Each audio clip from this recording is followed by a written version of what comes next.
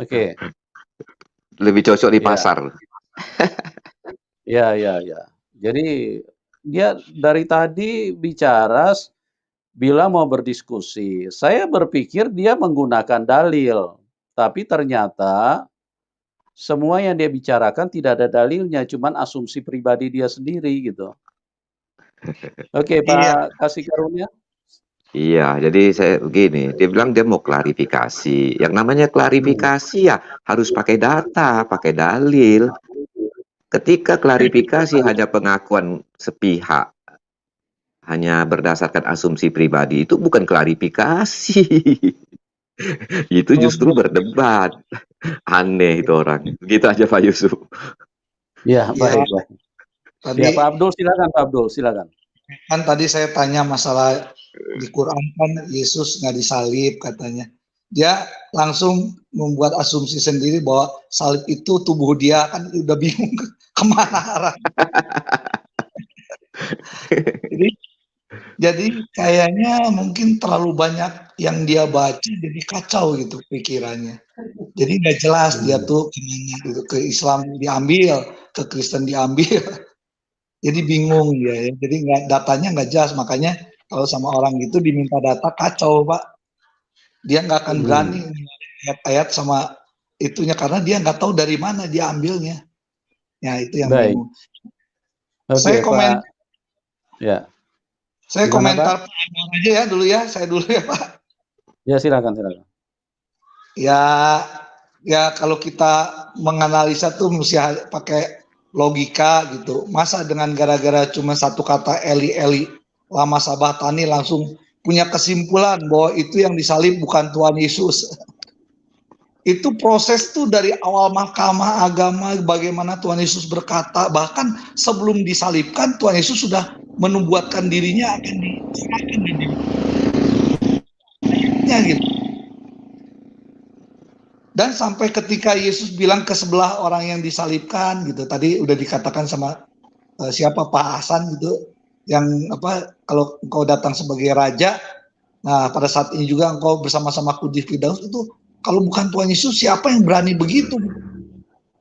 Dan yang betul. aneh, halo? Iya, benar. Ya, dan yang anehnya itu kan cerita Tuhan Yesus itu 600 tahun sebelum adanya Quran. Jadi 600 tahun ada kejadian seperti itu dan semua orang melihat bahwa Yesus yang wajahnya Yesus itu disalibkan gitu. Nah, semua tahu bahwa Yesus yang disalibkan. Tiba-tiba 600 tahun kemudian ada suatu makhluk yang berkata bahwa itu bukan Yesus. Terus siapa dong? Nggak dikasih tahu lagi namanya. Jadi Iya. apa yang disebutkan? Memang si siapa tadi si Prasetya ini orangnya nggak jelas. Dia memang hanya tujuan untuk supaya apa yang kita sampaikan malam hari ini sedikit agak kabur, ya. Ya, Dia bilang dia memprotes saya mengatakan bahwa kehadiran Muhammad dan Islam itu mengganggu kekristenan, menyerang iya, kekristenan, ya.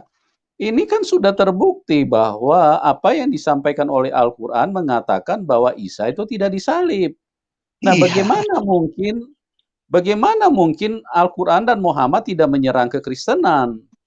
Sementara Alkitab sudah menyatakan dan itu disaksikan oleh banyak orang bahwa Tuhan Yesus itu mati disalib dengan iya, fakta-fakta yang sangat valid. Terus kemudian saya menyampaikan itu dan si Prasetya ini kelihatannya ingin sedikit supaya dia coba agak soft ya untuk supaya ingin mengaburkan suasana agar terlihat bahwa apa yang saya sampaikan ini sepertinya kayaknya tidak akurat. Dan jadi memang itu kacau. kenyataan, itu dalilnya ada gitu loh. Kan itu barusan disampaikan oleh Anwar Lutfi itu di dalam videonya.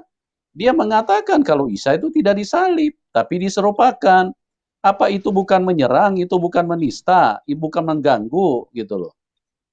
Iya, Apa yang sudah diimani oleh orang Kristen dan kita mengatakan bahwa dia adalah Tuhan gitu loh. Kenapa kok kalian baru muncul terus kemudian mengatakan tidak, dia bukan Tuhan gitu. Iya. Di mana yang namanya tidak menyerang gitu loh, tidak menista Tuhan Yesus gitu loh. Iya. Gitu. Ketika kita jawab, yang anehnya itu ketika dia menghindar untuk suatu perdebatan, mungkin dia anggap perdebatan itu dia tidak mempunyai dalil yang cukup untuk membantah kita. Jadi sehingga dia menghindari suatu perdebatan. Atau menghindari suatu diskusi, pakailah asumsi pribadi, asumsinya ngaco. Kalau memang disalibkan itu adalah suatu bahasa kiasan, ngapain diserupakan? Kan begitu. Satu yang namanya diserupakan berarti ada, ya. Menurut mereka ya, ada yang tidak diserupakan, yang disalibkan, kan begitu. Ya aneh, sungguh aneh bin ajaib. Jadi sebenarnya dia timbulnya. Silakan Pak. Kita ada terima Pak Sal dulu ini teman Sal ini. Selamat malam Pak Sal. Tombol mic-nya suara. Malam. Selamat malam. Ya. Shalom semua. Shalom. Shalom. Ya, Shalom ya. Pak Sal. Apa Ya, kabar Pak Sal? Ya, alhamdulillah Pak, sehat-sehat. Amin. Ya, saya melihat tadi Pak siapa tadi, saya lucu juga saya dengar ditanya. Kayaknya dia dari ini. Dari ini, kalau saya dari saksi Yehova kayaknya. Dari Limbang. Ya, mungkin Pak, mungkin. Iya, kalau saya lihat. Iya. Ya, dia tidak jelas ininya. Saya mau mengomentari ini dengan siapa namanya itu, Lutfi ya Pak, atau siapa ini yang ya, berceramah? Anwar Lutfi. Anwar Lutfi ya.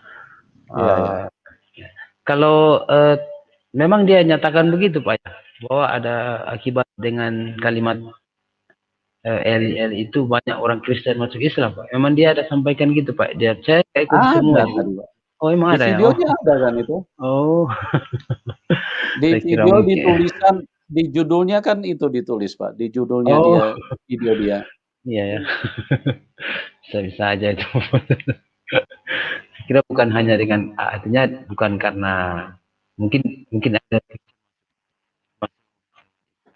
Iya. Ya bukan hanya dengan kalimat LDR itu, mungkin karena mereka belajar juga sih. Jadi kalau karena hanya salah satunya itu juga, saya rasa terlalu berlebihan juga ustadznya itu. Karena kalau masalah diserupakan ini, ya banyaklah tafsiran daripada ulama, para orang Islam ini banyak tafsirannya. Itu sampai ada Ahmadiyah juga, mereka malah percaya memang Yesus itu disalib tapi nggak mati. Kalau ada juga yang dari mana ya, yang di Syria itu mereka percaya juga Yesus disalib, mati, tapi akhirnya dibangkitkan kembali gitu. Tapi tidak percaya Yesus Tuhan. Nah, ada juga sih, tapi mereka dari kalangan Islam, tapi nggak tahu Islamnya gimana itu. Kalau saya pelajari tentang masalah diserupakan ini,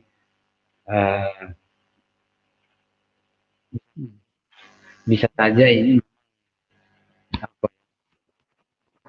bisa saja. Iya, bisa Pak, saya dengar, mohon maaf. Ya. Cek. Bisa dengar suara saya? Dengar tapi agak putus-putus tadi Pak, coba tes lagi. Iya. Oke, cek. Ya, bisa Pak. Halo. Bagus. Ya, bisa. Cek. Bisa. Ya, oke. Ya, ini sebentar Pak Sal, sebentar. Silakan. Kita lihat videonya sedikit Pak ya, supaya Bapak lihat ini apa? Ya. Judulnya ya. Dia coba Silakan Pak. Mana judulnya? Nah, itu judulnya di bawah itu Bapak lihat itu, Alhamdulillah banyak orang Kristen masuk Islam gara-gara membaca ayat Alkitab ini. Oh iya. Nah, itu kan tulisan beliau kan gitu. Iya. Nah, video dari mana? Iya, betul betul, Pak. Iya. Jelas ya, Pak? Jadi Iya iya. kita berdasarkan fakta, berdasarkan keterangan yang valid gitu. Iya. Eh,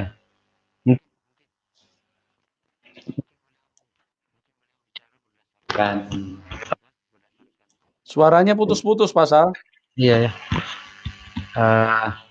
Mungkin Pak Ustadz ini bicara berdasarkan apa yang dia ketahui dari Quran ya, tentang masalah diserupakan ini, dan mungkin dia mengalami di mana ada mungkin kawannya atau siapa ya yang hanya dengan menyampaikan itu si kawan Kristen ini agama Islam gitu. Mungkin kalau menurut saya seperti itu mungkin. Iya. Iya, bisa jadi ya seperti itu.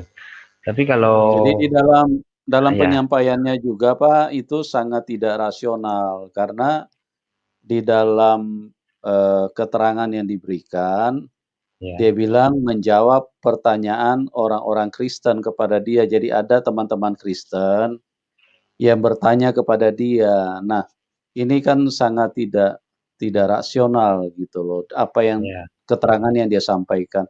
Masa orang-orang Kristen bertanya kepada orang-orang yang istilahnya orang-orang yang antikris, yang tidak ya, mengakui ketuhanan Tuhan Yesus, itu kan sangat tidak rasional gitu loh keterangan yang dia berikan, ya, gitu Pak. ya. Mungkin Pak bisa saja, mungkin karena si Kristen ini mungkin sudah ya istilahnya punya niat lah gitu Pak untuk masuk Islam, ya mungkin ya bertanya lah, ingin cari tahu lebih dalam, mungkin bisa saja Nah, kan seperti maksud itu saya ya. begini Pak, maksud saya Ya, begini, artinya rasionalnya begini, kalau memang ada teman Kristen yang bertanya, munculkanlah di dalam YouTube, jadi orang bisa melihat oh iya, keterangan, fakta yang diberikan itu memang berkompeten dan mengedukasi. ya, Tetapi ya, kalau dia berbicara monolog sendiri begitu, itu kan sangat sangat diragukan. Bahkan kalau kami sendiri melihat itu sangat tidak rasional karena tidak mungkin orang Kristen mau bertanya kepada orang yang imannya berbeda. ya, Istilahnya ya. yang antikris gitu loh, Pak. Ya, Pak. Gitu. Saya setuju juga, Pak. Cuman sayangnya itu Ini suaranya kurang jelas ya, Pak. ya mohon maaf. Asal. Ya, Pak. Sayangnya itu tidak diberikan ya Iya. rekaman atau apa gitu yang berhubungan dengan apa yang disampaikannya berkaitan dengan pertanyaan dari orang Kristen. Itu yang sangat disayangkan. Makanya ketika umat Kristen melihat video ini menginginkan bukti itu, artinya supaya jelas gitu. Tapi mungkin kalau sampaikan, ya saya selaku Muslim, saya beriman juga sih tentang hal itu.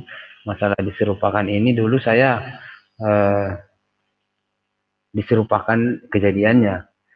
Setelah dipelajari lagi, ya bisa saja mungkin diserupakan orangnya itu. Memang kenapa diberitahukan sekarang kepada kita? Karena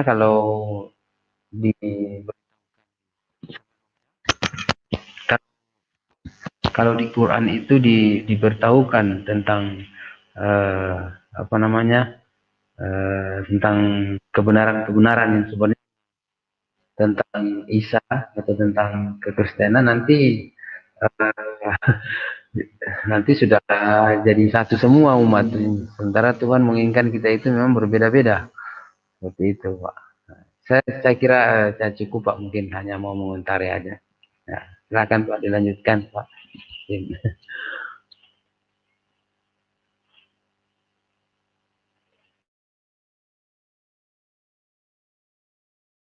Iya, silakan Pak Kasih Karunia bisa menanggapi Pak. Oh ya, terima kasih ya Pak Sal. Tapi bagi kami Pak Sal ya, itu penyaliban itu sangat penting. Pertama, yang kedua, kita juga tidak boleh, bagi kami itu fakta sejarah dan itu suatu kebenaran.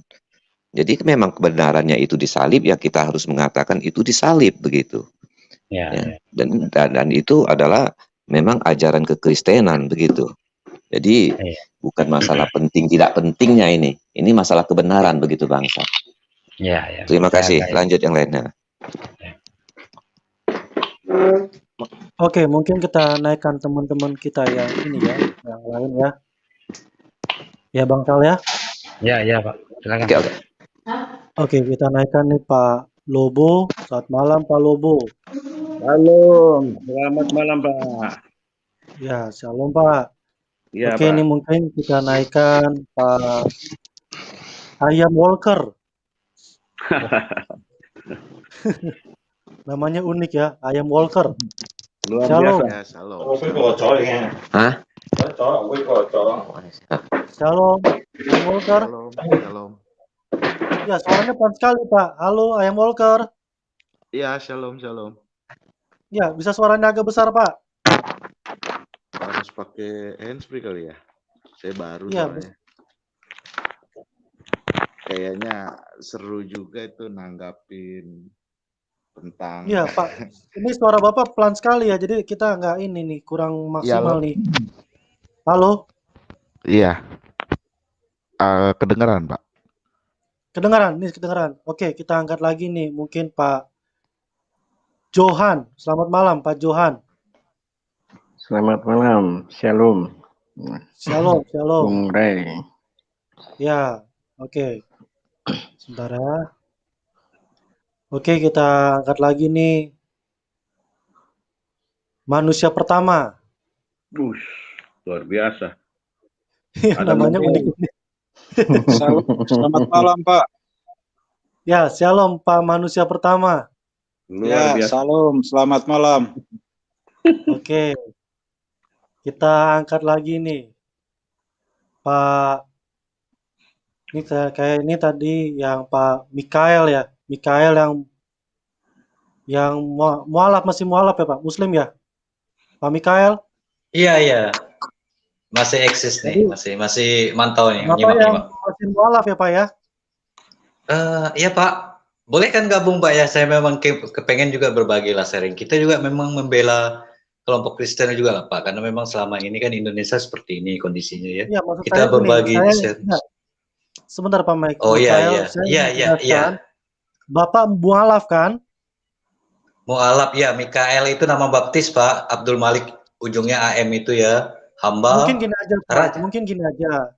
Ini kan karena Kristen, Bapak mungkin pakai nama Muslim aja. Supaya semuanya terlihat jelas. Memang itu nama saya Pak, sampai ijazah sampai S1 saya sarjana hukum, nggak bisa diubah. Ya. Saya nama Mikael itu kan malaikat. Jadi kita jangan terkooptasi dengan istilah lah. Jadi ini yang harus kita bongkar juga kan monster berpikir kita. Jadi Mikael itu sama aja sebenarnya, cuman dialek. Saya gini Pak, sorry saya potong. Iya nggak apa-apa. Maksudnya kami di sini kan bukan masalah nama Pak, maksudnya supaya bisa membedakan yang mana Muslim, yang mana yang Muslim, yang mana Kristen, karena kami ini kan sudah pada sering masuk. Nah kalau Bapak menamakan Mikael, bukannya kami melarang. Lupa diedit sih sebenarnya. Iya, bukannya kami melarang Bapak pakai nama Mikael. Cuman kan ini kan ranah Kristen. Nanti Bapak gitu ya. Ya, saya pikir tadi. Ya. Ya udah. Tadi timingnya yang tadi di awal tadi ya. Jadi sekarang saya boleh keluar. Baik. Boleh, mungkin Bapak bisa ganti nama dulu. Nanti baru Bapak bisa masuk lagi ya. Kami nggak ada larang Bapak ini. Atau mungkin saya ganti aja Pak, boleh? Boleh Pak, edit aja Pak. Miki ya panggilannya Pak.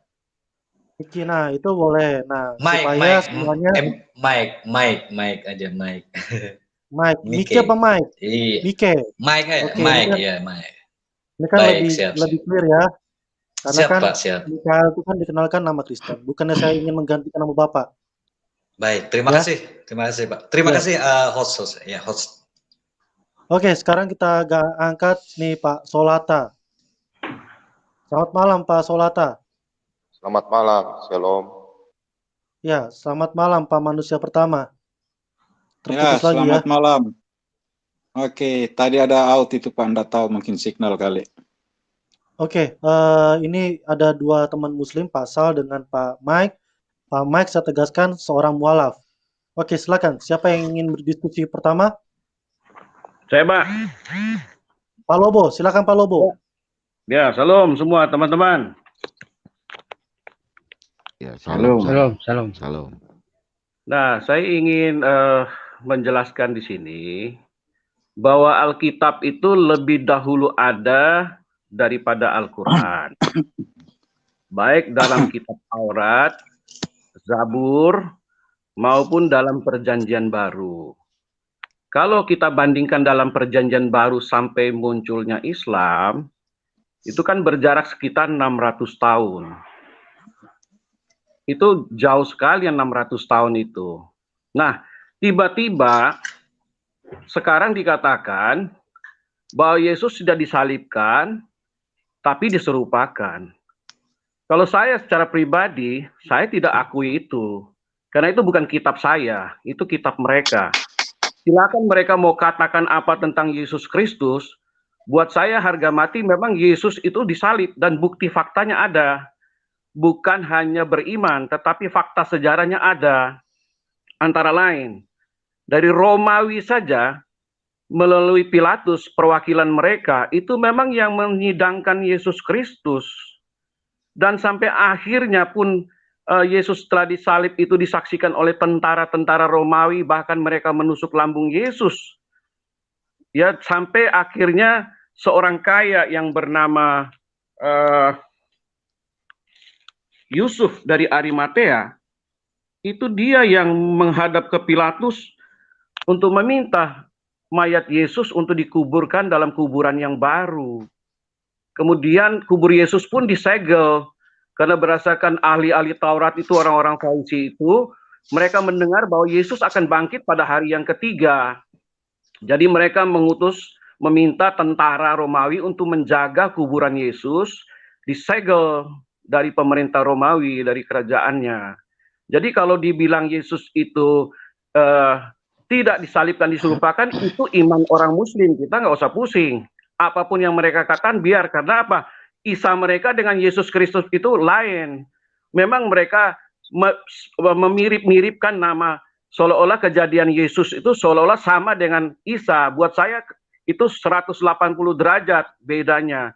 Jadi kita tetap berpatokan pada Alkitab sebagai kitab yang kita yakinkan adalah kitab suci, adalah firman Tuhan, dan juga sejarah. Jadi ngapain kita pusing dengan mereka gitu loh. Kita tetap patokan ayat-ayat firman Tuhan itu sudah jelas. Ya, Alkitab itu mulai dari Kejadian 1 sampai Wahyu 22 itu firman Allah yang saling mengaitkan satu dengan yang lain. Ada benang merahnya, tidak bisa diputus satu ayat seperti yang orang seberang mengatakan. Mereka ambil satu ayat lalu mereka mempelintir ayat itu sesuai dengan kebutuhan politik mereka. Itu tidak penting buat kita. Yang penting kita sampaikan kebenaran firman Tuhan bahwa Yesus memang telah mati dan bangkit. Sebab itu dari awal Tuhan sudah mengatakan itu melalui nabi-nabi, ya, melalui rasul-rasul sampai kepada Tuhan Yesus sendiri. Jadi ngapain kita berpatokan kepada Al-Quran? Itu tidak penting. Yang penting bagi kita sebagai orang beriman, patokan kita adalah Alkitab. Baik itu Perjanjian Lama maupun Perjanjian Baru. Kalaupun mereka mengakui di dalam Al-Quran bahwa kitab sebelumnya adalah Taurat, Zabur, dan Injil, ternyata di dalam kitab mereka tidak ada Taurat, Zabur, dan Injil. Itu hanya kamuflase mereka mengatakan itu. Itu buat saya itu tidak penting lah. Kenapa? Apa yang mereka katakan semua itu kalau mereka mengakui itu berarti mereka harus turut 10 perintah Tuhan. Nah, mereka tidak mengakui 10 perintah Tuhan. Kemudian kitab Imamat itu yang melarang makan binatang-binatang haram pun mereka hanya ambil satu saja, yaitu tidak makan daging babi. Padahal kalau kita ikut dalam kitab Imamat itu bukan hanya daging babi, ya kan? Termasuk unta, ya, cumi-cumi, kerang, kelinci, ular dan lain sebagainya, itu jelas sekali di situ. Makanya kalau mereka dari pihak Muslim hanya ambil satu ayat, comot-comot satu ayat, menurut saya ya itu nggak benar. Ya, kita Alkitab itu harus baca keseluruhannya. Itu pun kita perlu Roh Kudus menuntun kita supaya kita mengerti kebenaran firman Tuhan. Jadi kalau hanya ambil satu ayat dipukul rata, seperti mereka tebak Eli, Eli lama sabatani, seolah-olah Yesus itu bukan Tuhan, itu keliru besar. Belajarlah banyak tentang Eli, Eli lama sabatani itu apa sebenarnya. Karena Yesus itu dari sononya memang sudah Tuhan. Cuma mereka nggak paham saja. Kalau mereka hanya mengkotakkan Yesus sebagai manusia, ya itu yang mereka dapatkan, Yesus sebagai manusia. Memang Yesus sebagai anak manusia yang akan dikorbankan sebagai domba. Ya, tapi kalau mereka lihat dari sisi keilahian dia, mereka akan tercengang-cengang. Kalau mereka pelajari benar-benar, buka hati benar-benar, siapa yang berkatakan akulah jalan, kebenaran, dan hidup? Jalan, kebenaran, dan hidup.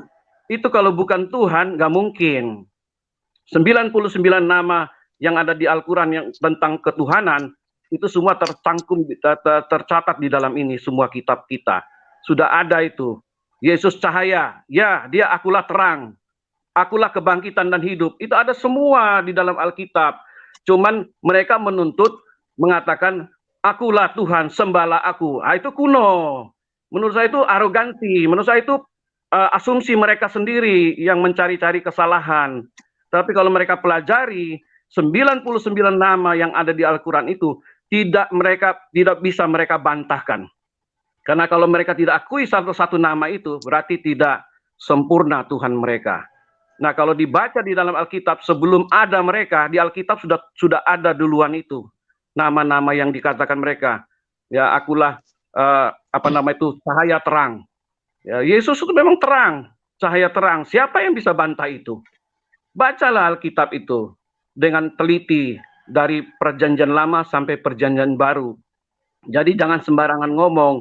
Kalau mereka mengatakan Isa, saya menolak. 100% saya menolak. Karena tidak sama, ceritanya pun sudah berbeda. Isa yang mereka punya lahir di bawah pohon korma. Yesus Kristus tidak lahir di bawah pohon korma. Jadi itu jelas sangat berbeda sekali. Bahkan keturunannya pun dikatakan Yesus Maria itu dari keturunan dari Harun. Ya kan? Itu kan nggak mungkin juga. Harun hidup sama Musa zaman apa? Itu sudah berbeda sekali. Banyak sekali saya lihat kalau mereka mau pelintir-pelintir itu nggak beres lah Pak. Menurut saya itu kita harus tolak dalam nama Yesus, kita tolak. Itu ajaran yang nggak benar. Itu aja dari saya Pak. Baik kalau Bu. Oke, sebelum kita lanjut yang lain, kita sapa dulu nih Pak Sarul. Selamat malam Pak Sarul.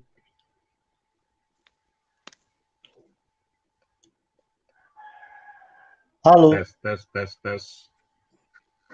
Ya, halo Pak Sarul. Selamat malam.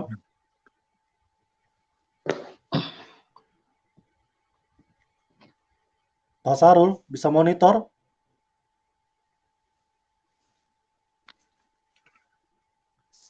Pak Sarul. Ya, Pak Sarul bisa monitor? Tes mic. Ya. Bisa dengar suara saya?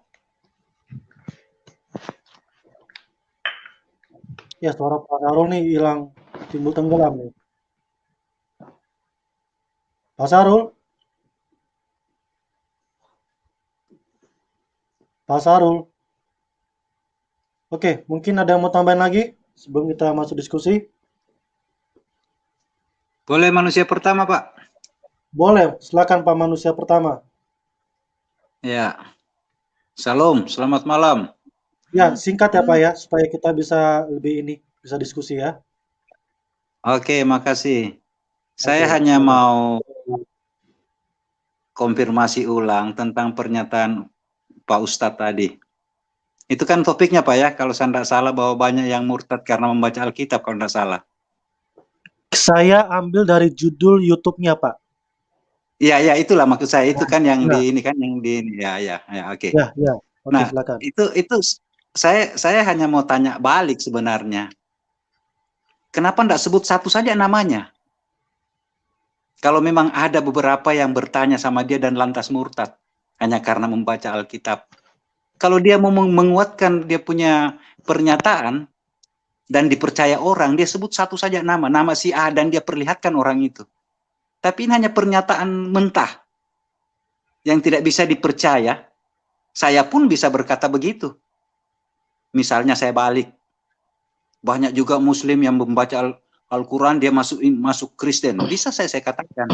Tapi itu hanya semata-mata pernyataan sebagai suatu pembenaran untuk menguatkan dia, supaya mempunyai pengaruh besar kepada umat-umat Kristiani. Itu saya simpulkan ke situ itu. Jadi kita tidak usah terlalu menyanggah kalimatnya itu. Anggaplah itu angin lalu. Itu hanya mau mengecoh saja keberadaan yang sudah ada, mau mengecoh untuk mencari pembenaran. Itu yang pertama. Yang kedua, seperti yang diungkap tadi Pak Lobo ya, kalau saya tidak salah ya. Ya, saya mau menambahkan bahwa benar ada di dalam kitab suci mereka itu tentang diserupakan. Ya. Kalau diserupakan sama siapa, seperti siapa diserupakan, tapi dengan ketentuan. Saya pribadi tidak meyakinkan hal itu diserupakan. Buktikan model rupa siapa yang diserupakan Isa itu. Kalau memang Isa itu adalah Yesus. Tapi kalau diserupakan hanya pernyataan-pernyataan semata tanpa bukti, maka itu Isa bukanlah Yesus. Karena seperti Pak Lobo tadi katakan, dan saya juga tahu bahwa kok Isa yang di kitab suci sebelah ini kok Yesus lahir di bawah pohon kurma. Sedangkan di dalam Injil Alkitab itu di Bethlehem, kandang domba. Itu yang jelas itu. Kemudian diserupakan dengan siapa? Pernyataan banyak yang berbeda-beda. Ada yang bilang seperti Yudas lah, karena kemiripan roman-roman mereka yang dahulu itu memang seperti mirip-mirip, sehingga timbullah suatu pernyataan yang diambil, yang ditarik satu kesimpulan, diserupakan. Tapi tidak bisa diserupakan atas nama siapa. Itu kan tidak bisa dibuktikan itu. Nah, saya bisa katakan begini, misalnya teman Pak Sal, misalnya saudara saya Pak Sal ini. Pak Sal, saya katakan bahwa Pak Sal di sana. Oh, bukan Pak Sal itu, diserupakan Pak Sal. Padahal itu Pak Sal. Tapi saya tidak bisa buktikan siapa orang yang saya serupakan dengan Pak Sal. Saya hanya bilang diserupakan. Tapi saya tidak bisa buktikan bahwa siapa orang yang diserupakan. Saya tidak bisa. Saya hanya bilang diserupakan dengan Pak Sal. Gitu. Tapi orang tanya, serupa dengan siapa? Saya tidak tahu.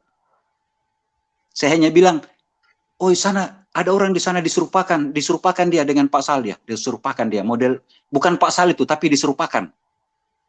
Tapi saya tidak tahu siapa yang diserupakan itu. Nah, itu. Sementara mungkin ada tambahan dari teman lain, saya secara pribadi saya tetap pada pendirian teman-teman yang Kristiani. Biarkanlah kitab mereka di teman-teman saudara-saudara kita di sebelah ini berjalan sesuai dengan Isa, biarlah mereka Isa, tapi kita adalah Yesus.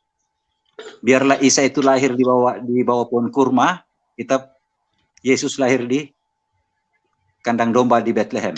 Jadi kita pisahkan, biarkan mereka berjalan. Suatu saat yakin dan percaya akan ditemukan satu titik temu bahwa kebenaran itu adalah kebenaran. Kebenaran tak bisa dipaksakan sebagai suatu pembenaran. Itu barangkali. Sementara sekian dulu Pak. Terima kasih. Selamat malam. Baik. Shalom. Baik. Shalom. Saya bisa? Boleh, silakan Pak Sarul. Halo Pak Admin, bisa? Ya, boleh Pak Sarul, silakan. Tes. Bisa Ya. Pak Admin? Bisa Pak, bisa.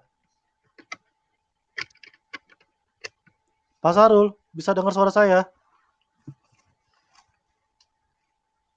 Pak Sarul? Halo. Ya, halo Pak, halo. Dicabut mic-nya dulu berkali Pak Sarul. Tes mic. Ya, kami dengar Pak. Cabut, bagus ya. pasang lagi Pak Syarul. Cabut, pasang Udah lagi 3 Pak Syarul kali. mic-nya. Oke. Udah 3 kali Cabut, saya cabut. cabut headsetnya Silakan dulu Pak. Pak Sarul. Tes mic, tes mic. Iya, iya, kami dengar, Pak. Silakan. Udah 3 kali nih nyabut nih. Iya, silakan Pak Sarul, silakan. Tes.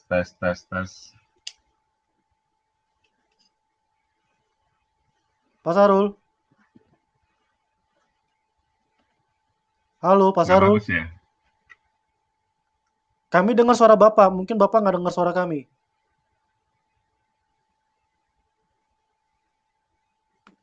Dicabut dulu headsetnya barangkali Pak Sarul. Udah 3 kali. Cabut, masuk lagi. Oh, berarti udah dengar Pak. Itu udah bisa langsung Cabut ngomong dulu, Pak. ya. Silakan Pak. Kami udah bisa dengar suara Bapak Pak. Ya, Silakan, Pak. langsung ngomong saja, nggak usah pakai headset Pak. Ya. Ini bisa?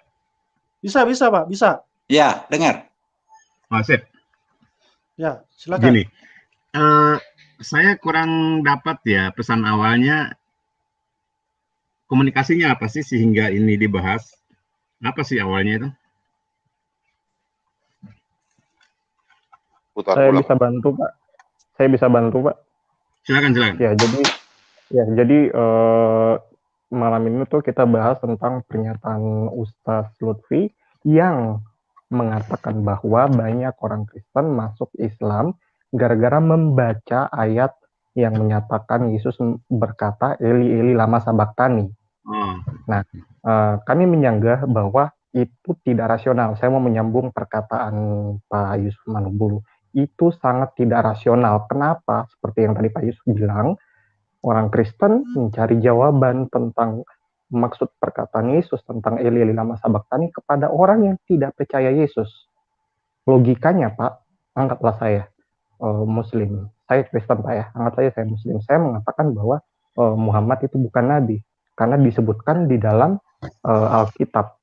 Terus saya mencari ayat di dalam Al-Quran yang mengatakan bahwa Muhammad bukan Nabi. Lalu saya membawa masuk lagi ke dalam Alkitab yang membenarkan opini saya.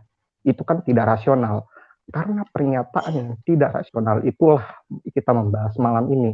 Kenapa? Karena pernyataan Pak Ustadz Lutfi itu yang pertama. Tidak jelas siapa orang Kristen yang mengatakan seperti itu. Dia mengatakan banyak. Orang Kristennya yang mana Pak? Terus yang ketidakrasionalan yang kedua dari pernyataan Pak Lutfi itu hanya satu kalimat, sedangkan dalam itu perkataan Yesus Eli Eli lama sabaktani itu ada di 2 kitab Pak, di Matius dan Markus. Nah, yang mana dulu? Baik dari Matius dan Markus itu sama-sama menceritakan tentang kisah penyaliban dan kematian Yesus. Di situ sudah sangat jelas bahwa Yesus mati dan disalibkan.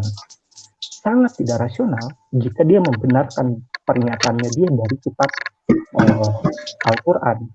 Justru dia harus mengambil dari kitab yang sama, dari Matius atau Markus, untuk menyatakan bahwa Yesus itu memang benar-benar disalibkan, mati dan terangkat ke surga, bukan diserupakan.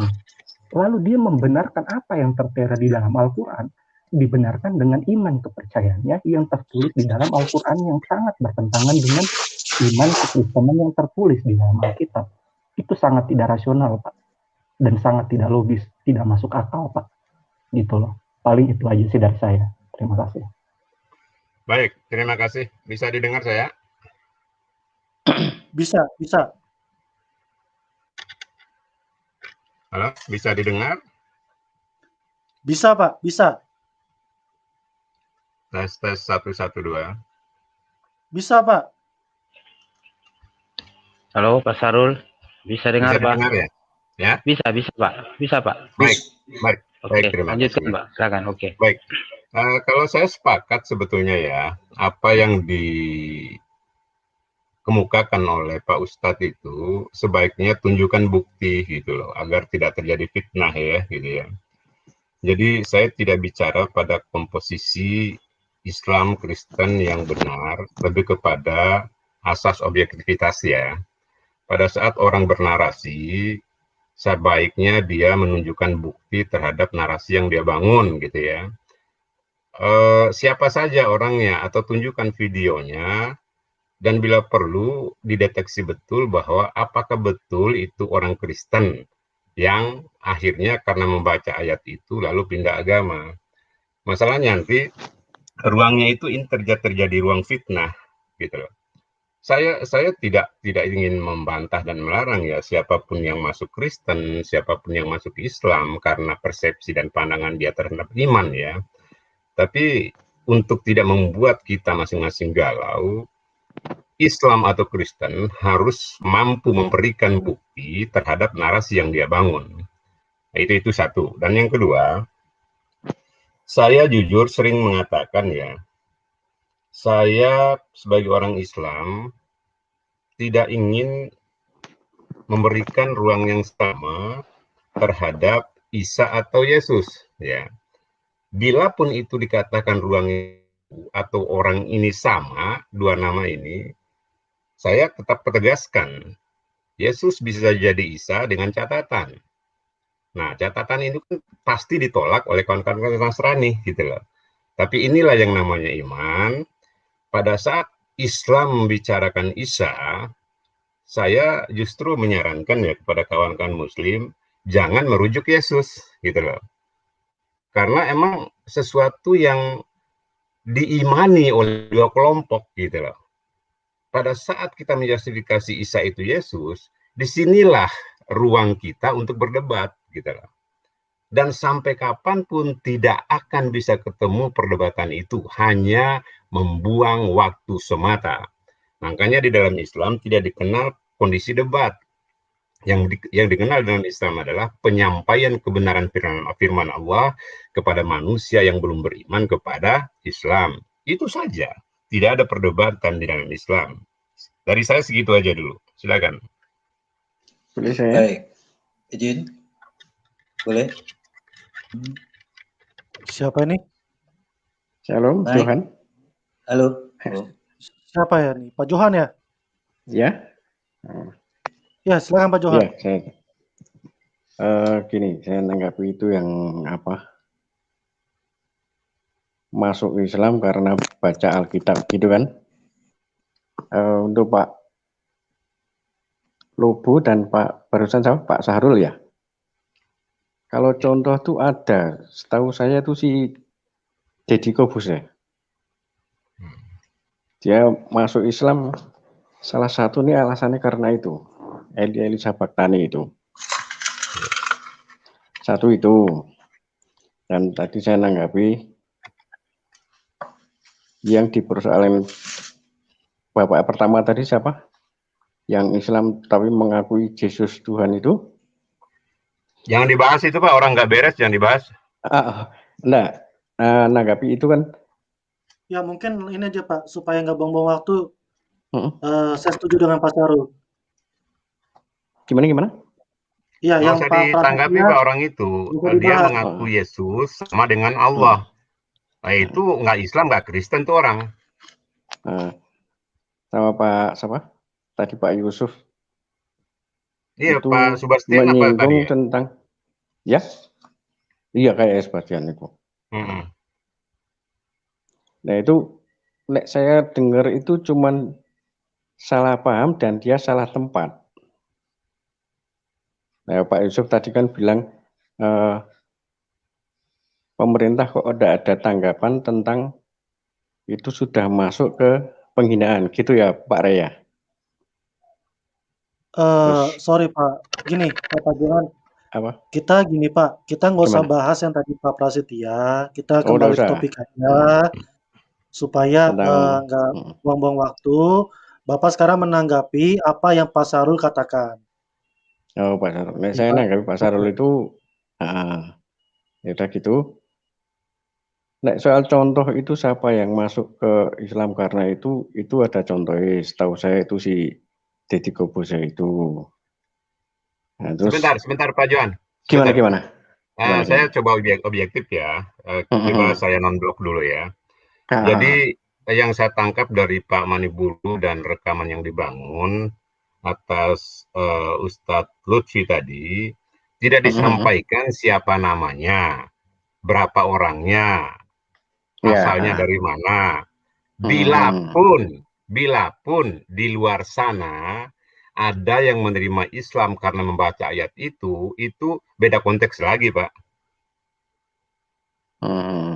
Beda konteks lagi. Ya. Jadi yang ingin dikejar sama Pak Manibulu itu apa yang disaksikan oleh Pak Ustadz Lutfi. Perkara di tempat lain dan di ruang yang berbeda, banyak yang terima Islam karena ayat itu konteks yang berbeda lagi. Oh gitu. Beda. Itu nanti saya tak nanggapi lagi yang sebenarnya saya ada pertanyaan untuk Pak Sarul Muslim ya? Insya Allah. Dilanjut dulu, nanti saya ada pertanyaan untuk pihak Muslim, Pak Sarul sama ada lagi tuh. Saya ya. Jadi yang Muslim Pak Johan, saya ulangi sekali lagi ya teman-teman. Yang teman-teman Muslim ada 3 orang, Pak Sal, Pak Mike, dengan Pak Syarul, ya. Jadi ada tiga ya. Muslim, ada 3 orang ya. Oke, silakan. Mungkin Pak Solata. Silakan dulu, Pak Pom ini. Yang lain dulu Bang Ray.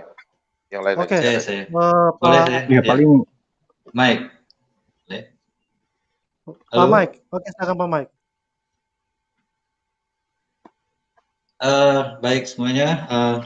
Salam boleh saya ucapkan karena salam kita juga sama ya. Jadi sebenarnya Ustadz seperti Pak Jul tadi itu yang menyarankan bahwa Yesus tidak disalib. Itu sebenarnya satu keterangan yang sangat historis.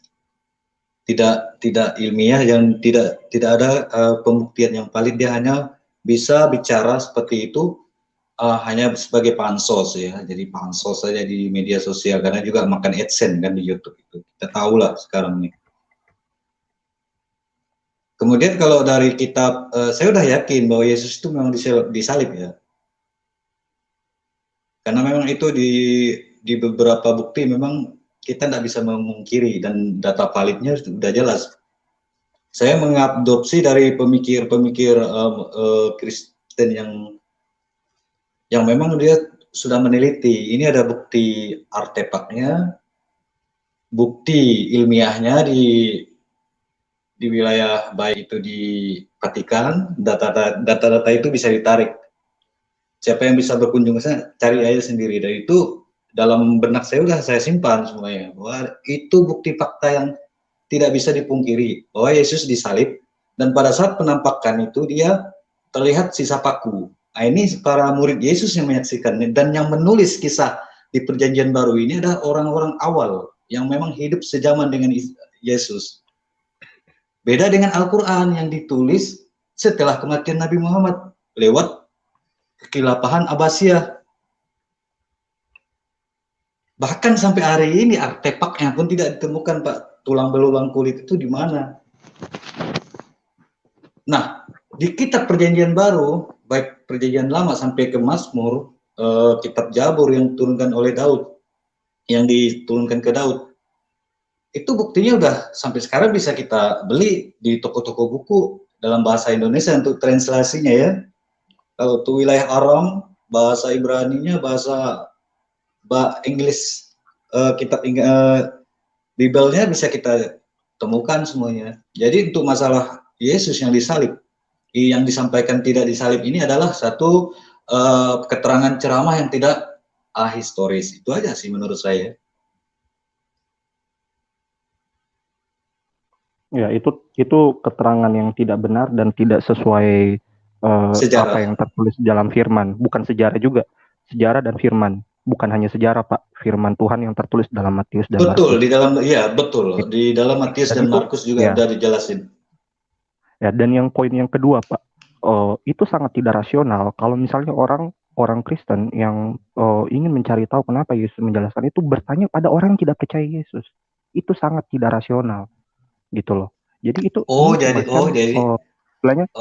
jadi gini loh, Pak. Jadi ini semacam apa yang disampaikan sama Ustadz Lutfi ini adalah sebuah propaganda yang dibangun supaya banyak orang-orang dunia publik berpikir bahwa oh benar bahwa Yesus itu tidak salib.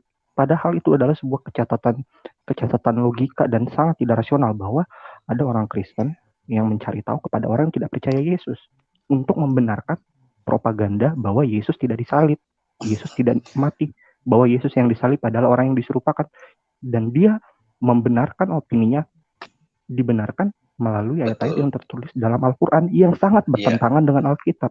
Itulah poin kedua yang kita bahas malam ini. Gitu loh Pak. Nah, jadi bukan hanya sekedar siapa orangnya, siapa orang Muslim yang mempertanyakan itu ya, bukan cuma sampai di situ saja. Betul Pak. Jadi rentannya Kristiani ini diserang dari segi Trinitas dan ketuhanan Pak. Paling laris dijual itu Pak. Di ceramah-ceramah baik dia mantan Kristen, mualaf. Karena apa Pak? Ini sangat menjual bagi mereka. Jadi menjadi intrik baru. Sementara bagi mereka yang baik termasuk saya mualaf juga dogmatis dulu Pak. Karena memang remaja saya pindah Pak, umur 15 tahun saya cuma syahadat aja. Syahadat ini satu simbolisasi yang memang di dua agama itu memang penting. Cuman masalahnya letaknya di situ. Jadi saya mengkritisi Ustadz ini tadi ya, posisi saya tidak menyalahkan Kristen ya. Udah jelas Pak, saya udah membenarkan beberapa artefak itu jelas gitu Pak. Nah, persoalan lain itu mungkin di diskusi lain lagi. Kita tetap prem Kristenan itu udah track yang benar. Jadi berdasarkan kitab suci yang dianut dari dua kitab baik Perjanjian Lama sebagai penggenapan, di Perjanjian Baru itu jelas bahwa dari catatan-catatan Petrus, Markus dan 4 orang terkenal di Perjanjian Baru itu ada orang-orang awal yang tidak bisa dipungkiri, beda dengan Al-Quran. Yang hari ini saja bukti-bukti artefaknya tidak ada Pak, baik di musim Madinah di mana. Cuman kitab Al-Quran itu hanya gundul Pak, di Madinah bisa dilihat. Makanya bid'ah kemarin di Fakultas Hukum ya, saya diuntan Pak, terus terang Universitas Tanjung Pura Pontianak. Saya tugas hari-hari saya berdebat di media sosial Pak, bahkan banyak yang mengatakan saya kontra narasi saya luar biasa Pak. Cuman saya nggak bisa ngungkapin secara ini karena harus megang buku ya, tapi dalam untuk dialek ini saya udah luar biasa. Seorang penceramah kemarin waktu halal bihalal Pak mengatakan bahwa kitab suci Al-Quran itu aslinya gundul Pak, nggak ada harakatnya. Bid'ah aja yang hari ini kitab suci Al-Quran itu banyak bid'ahnya, tanda bacanya, sehingga mempermudah itu bid'ah. Seni kreatif nggak masalah. Orang ini sekarang terkooptasi oleh istilah di Islam, konstruksi umat Islam di Indonesia ini ada dua bentuk, tradisional dan puritan. Mereka ini terkooptasi oleh istilah selalu. Bid'ah ini, bid'ah katanya. Kemarin bahasa lama nyelubut dakwah di media, apa katanya online itu tidak bid'ah. Menurut saya bid'ah. Karena apa? Itu kreasi. Di musim online sekarang ini orang boleh mengadakan beberapa cara dakwah. Itu kreasi. Yang diadakan namanya bid'ah. Ketika Roma Irama di filmnya, waktu syuting di Lombok, seorang pengurus surau kan, ketika dibicarakan tentang bid'ah, dia terkejut, ternyata speaker atau toa itu bid'ah, untuk memperjelas seruan untuk memanggil waktu sholat. Nah di Facebook saya tanyakan ke kaum teman-teman yang muslim, dasar hukum di kitab suci Al-Quran sebagai dalil sholat 5 waktu. Mereka pada kalang kabut. Saya pakai teorinya Muhammad Kaci. Nggak ada yang Pak yang bisa membuktikan teori 5 waktu itu. Dalilnya udah jelas. Cuman di Toha 130 sama Al-Isra 78. Itu pun dalam bahasa umum. Sholatlah di pagi ketika matahari tergelincir, petang hari sampai ada subuh. Tidak ditentukan waktunya, tapi kenapa disebutkan zuhur, asar, maghrib, isya, subuh? Di Bambang Nurusena baru saya ketahuan, ternyata praktek sholat 5 waktu itu praktek sholat yang dilakukan zaman Nabi Isa ketika Isa disalib di jam 12 siang. Ketika orang di jam 3 ketika gelap hari Yesus disalib itu sholat asar. Nasrani Ortodok yang ada di Syria hari ini. Di sholat maghrib, ketika orang menunggu Isa untuk bangkit, sampai sholat Isya, dan di tengah malam mereka akhirnya Yesus bangkit, menampakkan dirinya dengan posisi telapak tangannya memang berlubang. Dia adalah sebuah jasad, tapi punya berarti nilai dari roh. dari pernyataan historis Bapak yang Bapak sebutkan tadi, Islam yang meniru sholat Kristen Koptik, begitu Pak? Sudah Pak, betul. Dari Pak Bambang Nursena lah saya terbuka, karena beliau itu intelektual Pak, ngomongnya tidak sensitivitas agama. Berapa biaya Pak kita harus berangkat ke Syria untuk menelaah beberapa artefak, bukti-bukti sejarah kuno. Ini ribet Pak, masalah sejarah kuno orang nggak bisa ngomong. Ustadz itu abal-abalan, sempalan semua itu hanya ngomong asumsi sampai hari ini. Makanya saya terlalu... Berarti dari pernyataan Pak Mike ini, Bapak Mike mau mengatakan bahwa berdasarkan bukti sejarah, Muslim yang meniru sholat dari Kristen Koptik Syria. Dari Kristen begitu, Pak, dari Kristen, ya sudah, nggak bisa lagi saya mungkin barangkali, nah, udah pasti Pak, udah jelas. Karena apa, Kristen Syria di buku NU, di media NU online saya baca, memang Kristen Syria itu ortodoks, selain juga yang di Mesir kan Koptik. Cuman yang herannya di kekristenan ini yang bikin perdebatan, jadi mudah diserang orang Pak, mudah diserang orang itu Pak. Jadi dulu saya hanya membaca juga asumsi. Dua kepausan ini aja jadi perdebatan mereka untuk dijual, Pak. Itu aja. Dua kepausan Koptik dan Vatikan. Ya kita pengaruhi dari dua bentuk sejarah tadi, karena memang penjajahan Romawi sangat luas di wilayah Galilea dan sekitarnya ini kan. Beberapa nilai sejarah diangkut ke Vatikan. Makanya di film Code Da Vinci itu sebuah pure sebuah karya ilmiah saya baca. Ada PDF-nya dulu panjang. Sampai 2 malam 2 hari subuh saya tidak tidur baca, luar biasa juga. Ada nilai-nilai hikmah yang saya tarik. Beberapa peninggalan Isa Al-Masih itu diangkut ke Vatikan. Kalau kita mau di bawah lantai Vatikan itu kan ada kandungan ruangan kedap suara, oksigen. Di sana asli Pak. Kalau tanpa oksigen, pustaka Alkitab lama itu bisa kena rayap, tapi itu luar biasanya, bukan formalin tapi mengharus itu disterilisasi. Di sanalah bukti-bukti Pak, sejarah. kita mau konfirmasi dulu Pak. Pak, konfirmasi. Da Vinci Code, buku Da Vinci Code itu bertentangan dengan Alkitab. Dan iya.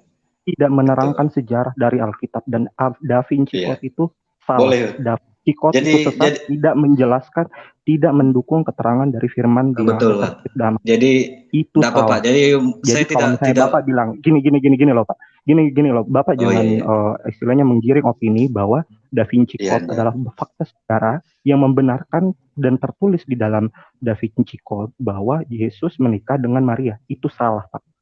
Tidak pernah tertulis seperti itu. Jadi Da Vinci Code itu bukan karya ilmiah Pak. Da Vinci Code itu bukan karya ilmiah. Itu karangan manusia dan itu sesat. Betul. Itu sesat Pak. Dan sama sekali bertolak belakang dengan apa yang tertulis dalam firman dalam Alkitab. Pemainnya kan Tom Hanks ya, dalam film itu kan Petra ya lebihannya. Saya udah tahu Pak itu fiksi, memang banyak pertentangan juga. Cuman sedikit menggelitik gitu, ya nggak masalah sih. Jadi cuman tadi sih saya bicara ini gambaran Pak ya, jangan dianggap serius ya. Jadi kita kembali ke framing awal Yesus disalibkan. Itu oke, kita kembali ke kitab perjanjian yang hari ini jadi pegangan kekristenan. Itulah buktinya bagi agama dia. Gak mungkin orang lain langsung masuk lebih paham lagi daripada orang Kristen. Itu munafik Pak, kebohongan yang nyata. Orang ngomong bicara lebih pasif menguasai kitab suci, baik perjanjian lama, perjanjian baru, itu kebohongan yang nyata gitu. Jadi tadi saya tarik kesimpulan dari penelitian yang sangat murni bahwa sesungguhnya sholat itu ditiru dari kekristenan. Itu ada di Syria, itu bukti nyata, itu Kristen klasik, ortodoksinya di sana Pak. Makanya paling dekat dengan dunia Arab mereka di Yordan dan di wilayah Syria itu. Ya, saya kurang paham Pak opini apa yang sedang Bapak bangun tentang sholat dan ritual beragama yang dipahami oleh Kristen Koptik dan Kristen Syria ya. Cuman yang jelas tentang gerakan-gerakan dan ritual sholat itu tidak ada di dalam Alkitab Pak. Jadi kalau misalnya Alkitab mengatakan bahwa kita harus melakukan gerakan-gerakan tertentu yang dinamakan dengan sholat untuk beribadah kepada Tuhan Yesus, itu tidak tertulis dalam Alkitab, Pak. Begitu. Tidak, Jadi sholatnya Bapak, oke lah. Sholatnya enggak seperti apa? Sembahyang aja, Pak, sembahyang. Gini loh, Pak. Soal masalah jam-jam itu kapan harus beribadah, itu kembali lagi kepada pribadi masing-masing. Tentang saat teduh di kekristenan kita yang sekarang, sebagian besar orang Kristen di Indonesia itu mengenal yang namanya saat teduh, Pak. Saat teduh itu biasanya dilakukan pagi dan pagi hari setelah bangun dan sebelum tidur. Rata-rata seperti itu. Tapi persoalan saat teduh yang dipahami oleh orang Kristen sebagian besar di Indonesia adalah cara kita untuk membangun hubungan pribadi dengan Tuhan secara pribadi, mencari tahu dari Alkitab apa yang Tuhan mau katakan kepada kita, kita baca sendiri, kita pahami sendiri, dan kita ambil apa yang Tuhan mau lakukan dan untuk hidup kita. Itu namanya saat teduh, dan itu adalah jam-jam doa yang ditentukan oleh pribadi masing-masing. Nah, kalau misalnya Bapak mau mengaitkan bahwa Kristen Koptik itu melakukan sholat, kemudian diteruskan oleh Islam karena Islam meniru sholat, lalu orang Kristen saat ini tidak melakukan sholat hanya karena orang Kristen Koptik melakukan sholat, itu salah besar. Oke, karena tidak ada jam-jam tertentu. Gini loh, Pak. Saya mau mempertegas pola pikir Bapak, framing yang coba Bapak angkat bahwa di kekristenan tidak mengenal jam-jam tertentu. Tidak ada anjuran khusus, tidak ada anjuran jelas tentang jam berapa saja orang harus beribadah secara pribadi untuk menyembah Tuhan secara pribadi. Tidak pernah ada di dalam Alkitab. Yang ada hanya di hari Minggu. Itu untuk mendengarkan firman Tuhan, untuk bersekutu, untuk berkoinonia, berkumpul bersama-sama, berfellowship. Itu yang kami pahami. Nah, tapi kalau misalnya Bapak mengatakan bahwa tadi Bapak menjelaskan, Kristen Koptik melakukan sholat, kemudian diteruskan oleh orang Islam. Terus kenapa orang-orang Kristen Protestan, orang Kristen Katolik, orang Kristen sebagian besar khususnya di Indonesia tidak melakukan sholat? Itu framing yang salah, Pak. Oke, sama tegaskan di bagian itu saja. Terima kasih. Oke, jadi sholat menurut saya kan belum selesai, Pak. Pak Mike, mungkin kita ganti yang lain dulu, Pak Mike, ya, soalnya masih ada pasal nih. Pasal mau tambahin pasal? Oh itu, oke, itu. Siap. Makasih. Saya juga kaget ya dengan penjelasan Pak Mike. Mohon maaf, Pak Mike ini Muslim ya? Muslim ya, Pak Mike? Iya, tadi itu Mike ya udah dijelasin Muslim. Tapi posisi saya ini Pak ya, netral. Saya suka channel ini, suka kok perdebatan kayak gini. Cuman beberapa itu tolong diluruskan ya. Memang sholat itu tidak perintah kitab, cuman saya jelaskan memang ada sebagian waktu itu ngamalkan itu. Kita kan nggak tahu artefak yang nanti buktikan, tapi tidak diperintahkan secara ya paradigmanya enggak begitu gitu. Ya, memang Pak Mike bicara di sini tidak mewakili umat Islam seluruhnya ya, seperti itu ya, mungkin dari pribadi ya mungkin. Enggak. Pribadi kan kita boleh. Pribadi ya, oke. Saya kan gunakan pemikiran Pak Bambang Nursena tadi sebagai seorang intelektual. Iya. Saya ngambil murni intelektualnya ya, saya tidak mau ke religius. Enggak, soalnya saya tadi sempat dengar meniru sholat. Iya memang Pak, sholat ini kan sembahyang Pak, macam-macam kan gitu Pak. Enggak, kalimat meniru ini yang saya coba ini ya Pak, mohon maaf. Enggak, itu kan kita nggak tahu kan dulu. Islam ini kan bisa sudahnya sekte baru dari Yahudi bisa juga Pak, yang memang anti Kristus. Nggak ada sih, dari Kristen sendiri nggak akui juga itu Pak, meniru sholat. Pak Mike, sorry Pak Mike. Jangan istilahnya gini, jangan memframing gitu loh Pak, karena saya menangkap cara Bapak berpikir bernarasi gitu loh. Bapak menjelaskan dari awal tentang sejarah, Bapak mendukung sejarah bahwa Yesus itu disalibkan, ada bukti sejarah. Terus Bapak tiba-tiba muncul tentang Da Vinci Code dan menjelaskan bahwa ada bukti sejarah bahwa Da Vinci Code itu tertulis secara saintifik, lalu menjelaskan kondisi di dalam Vatikan, lalu ruang kedap udara untuk mendukung bahwa Da Vinci Code itu benar. Itu kesesatan berpikir dan itu salah. Makanya saya langsung potong karena Bapak mau memframing bahwa menyatakan bahwa apa yang dikatakan dalam Da Vinci Code bukunya itu adalah benar. Itu salah, dan buku Da Vinci Code itu sesat. Buku Da Vinci Code itu bertentangan dengan Alkitab. Gitu. Jadi ya kalau misalnya Bapak mau bermain logika dan bernarasi ini ya mungkin Bapak salah tempat gitu. Ya terkadang itulah Pak, kenapa tidak ada itulah ya. Jadi saya bilang kan tadi, ini pemikiran saya mengambil daripada narasi-narasi yang ada, yang udah saya lama baca. Jadi harus saya sampaikan juga di sini. Dan tentang kode Da Vinci itu kan tadi fiksi kita bicara. Kalau memang dia salah pun digugat oleh dunia Kekristenan dengan sekian biliun mungkin, kan boleh. Kalau memang itu, Tadi Bapak jelas sekali mengatakan bahwa Da Vinci Code itu bukti ilmiah. Jelas sekali saya dengar, Pak. Nanti ada rekamannya kita bisa putar ulang.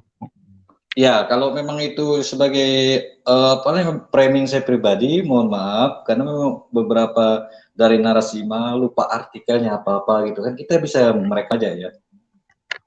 Jadi Pak tidak ada namanya nanya Pak Syarul mau nanya Pak Mike, Pak. Itu aja Pak ya, sekian, siap. Pak Mike. Siap. Pak Mike.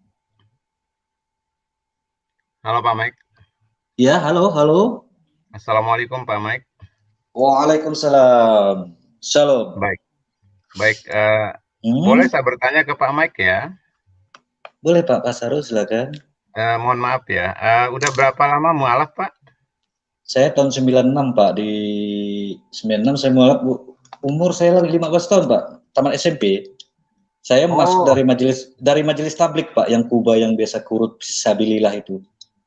15 berarti udah lama ya? Lama ya. 15 tahun 96 sampai sekarang.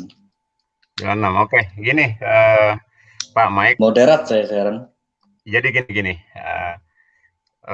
Islam itu tidak ada moderat, tidak ada sekuler, tidak ada apa istilahnya itu radikal, tidak ada. Yang ada itu hanya Islam, Pak. Jadi Allah tidak mengenal kata iman apapun terhadap Islam. Jadi mohon maaf, Pak Mike ya, mohon maaf ya. Islam itu udah Allah justifikasi dalam Al-Quran. Jika kalian beriman kepada Islam, masuklah secara kafah. Apa itu artinya? Menyeluruh ya. Seluruh bagian ayat di dalam Al-Quran itu patutlah diindahkan dan diimani kebenarannya. Kenapa saya katakan demikian? Iya, Bapak tadi jelas sudah masuk pada posisi paradoks, di mana itu Bapak memberikan komparasi yang sama terhadap Isa dan Yesus, sehingga Bapak membangun konklusi bahwa Yesus disalib. Kalau Bapak mengatakan Yesus disalib baru dalam perspektif Kristen, itu go ahead, nggak masalah. Tapi kalau Bapak sebagai Islam membicarakan Isa disalib, jelas Allah telah membantah Anda. Karena Allah mengatakan mereka tidak menyalibnya. Kan gitu ya Pak ya? Jadi saran saya gini Pak. Yang kedua, bila Bapak benar orang Islam ya, saran saya hindari mencari literatur dan narasumber dari orang di luar iman Bapak. Jadi kembalilah Bapak ke kitab suci. Nah, bila mana Bapak tidak bisa mengolah daya pikir Bapak tentang ayat Al-Quran, terlalu banyak ustadz yang bisa Bapak datangi untuk mendapatkan keterangan yang lebih baik untuk keimanan Bapak. Gitu Pak. Ya.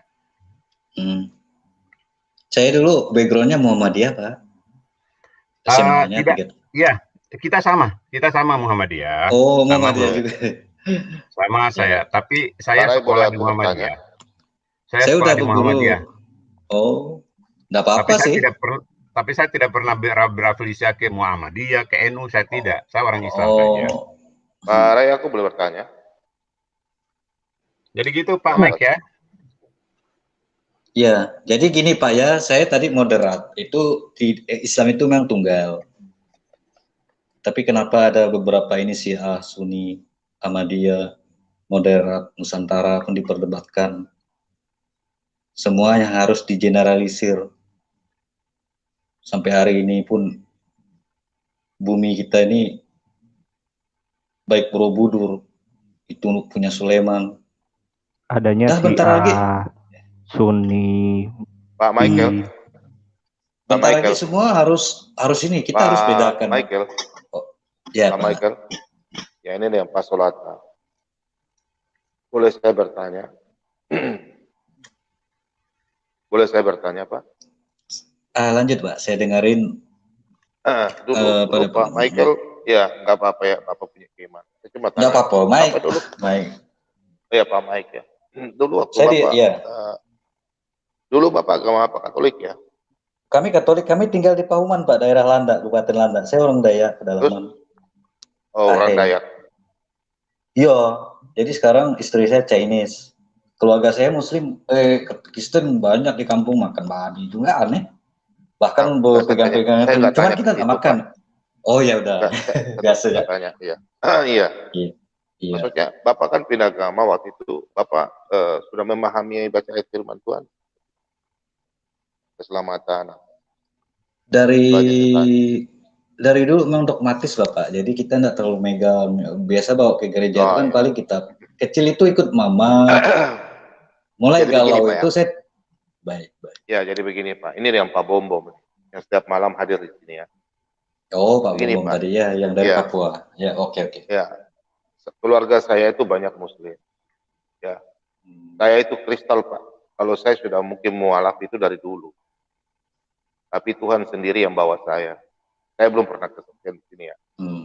Saya sudah melihat Tuhan Yesus itu punya tangan dipaku di mana. Saya sudah lihat. Dengan mata kepala sendiri saya sudah lihat. Ya. Kenapa sampai setiap malam mungkin Bapak mendengarkan saya? Ya saya cuma tanya, Bapak pindah agama sekarang itu punya jaminan apa buat Bapak untuk Bapak? Kita kan manusia itu kan mencari keselamatan. Kira-kira tiap malam itu kan Bapak monitor bom ya, tiap hari.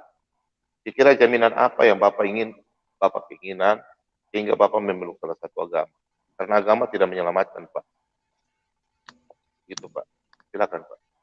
Jaminan apa Bapak pindah agama itu sehingga Bapak melepaskan Tuhan Yesus sehingga Bapak pindah ke agama sebelah? Jaminan apa yang tertarik sampai Bapak tertarik? Silakan. Jadi untuk masa-masa itu bisa dikatakan manusia kan terbebas dari bebas nilai ya di umur-umur balita seperti itu. Banyak kok yang Kristen pindah Islam, yang Islam masuk Kristen, itu persoalan ketika tidak ada hikmah yang bisa disampaikan dulu. Masuk ya masuk ya. Begini Pak, maksud saya kita memilih agama, suatu agama sebagai pedoman hidup ya, pedoman hidup kita diselamatkan itu pasti. Oh iya saya betul. Bertanya, ya kita memilih sesuatu kan kita lihat dari kebenaran. Macam saya ya, kehidupan saya itu sudah dijamah sama Tuhan, saya yakin. Makanya saya tanya, jaminan Bapak percaya sesuatu yang untuk diri Bapak itu apa gitu loh, jaminannya itu. Jaminan kalau Bapak tanya saya jawab, ya saya jawab. Tapi kalau Bapak sekarang saya tanya, kenapa sampai Bapak bisa pindah deh? Ya kalau dulu kan Bapak ikut-ikut rame aja, bisa aja ikut rame, terpengaruh. Sekarang setelah Bapak sekarang sudah dewasa ini kan Bapak bisa berpikir. Saya nggak memaksakan, saya cuma menanya. Itu haknya Bapak. Saya hanya memberitakan firman, setiap malam saya menyampaikan. Kalau orang tercurahkan, itu nanti Roh Kudus yang menjamah. Ya, seperti tadi Bapak punya bahasa, saya sudah bisa menilai.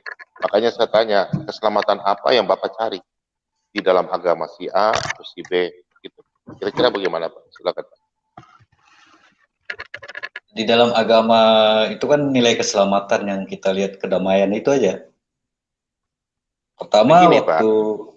Ya, berarti, nilai keselamatan. Bapak tidak berarti Bapak menjelaskan bahwa Bapak tidak memiliki jaminan keselamatan di agama baru Bapak yang sekarang ya? Iya itu. Iya sebenarnya Islam itu salam ya, selamat, juga bisa diartikan damai. Oh, bentar, Pak, pertanyaannya ada jaminan nggak? Begini Pak, temukan di dalam agama sekarang? Bapak pertama nggak jawab, Bapak nggak jawab keselamatan. jaminan. Jaminannya Bapak itu apa? Siapa yang jaminan Bapak?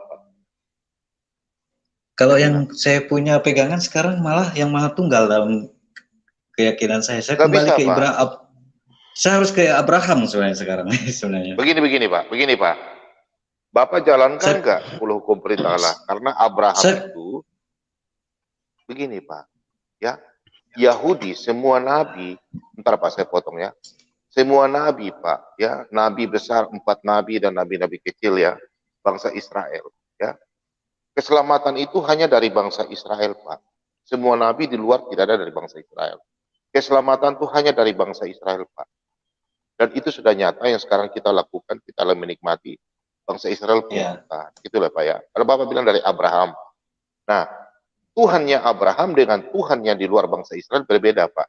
Nanti Bapak bisa cari di situ dalam Ulangan 6 ayat 13 sampai 15 ya. Tidak ada Elohim lain ya, karena Elohim itu ya Itu sebutan-sebutan itu banyak sekali, Pak, ya. Jadi di luar bangsa Israel, nabi-nabi tidak ada keselamatan, Pak. Itu jadi.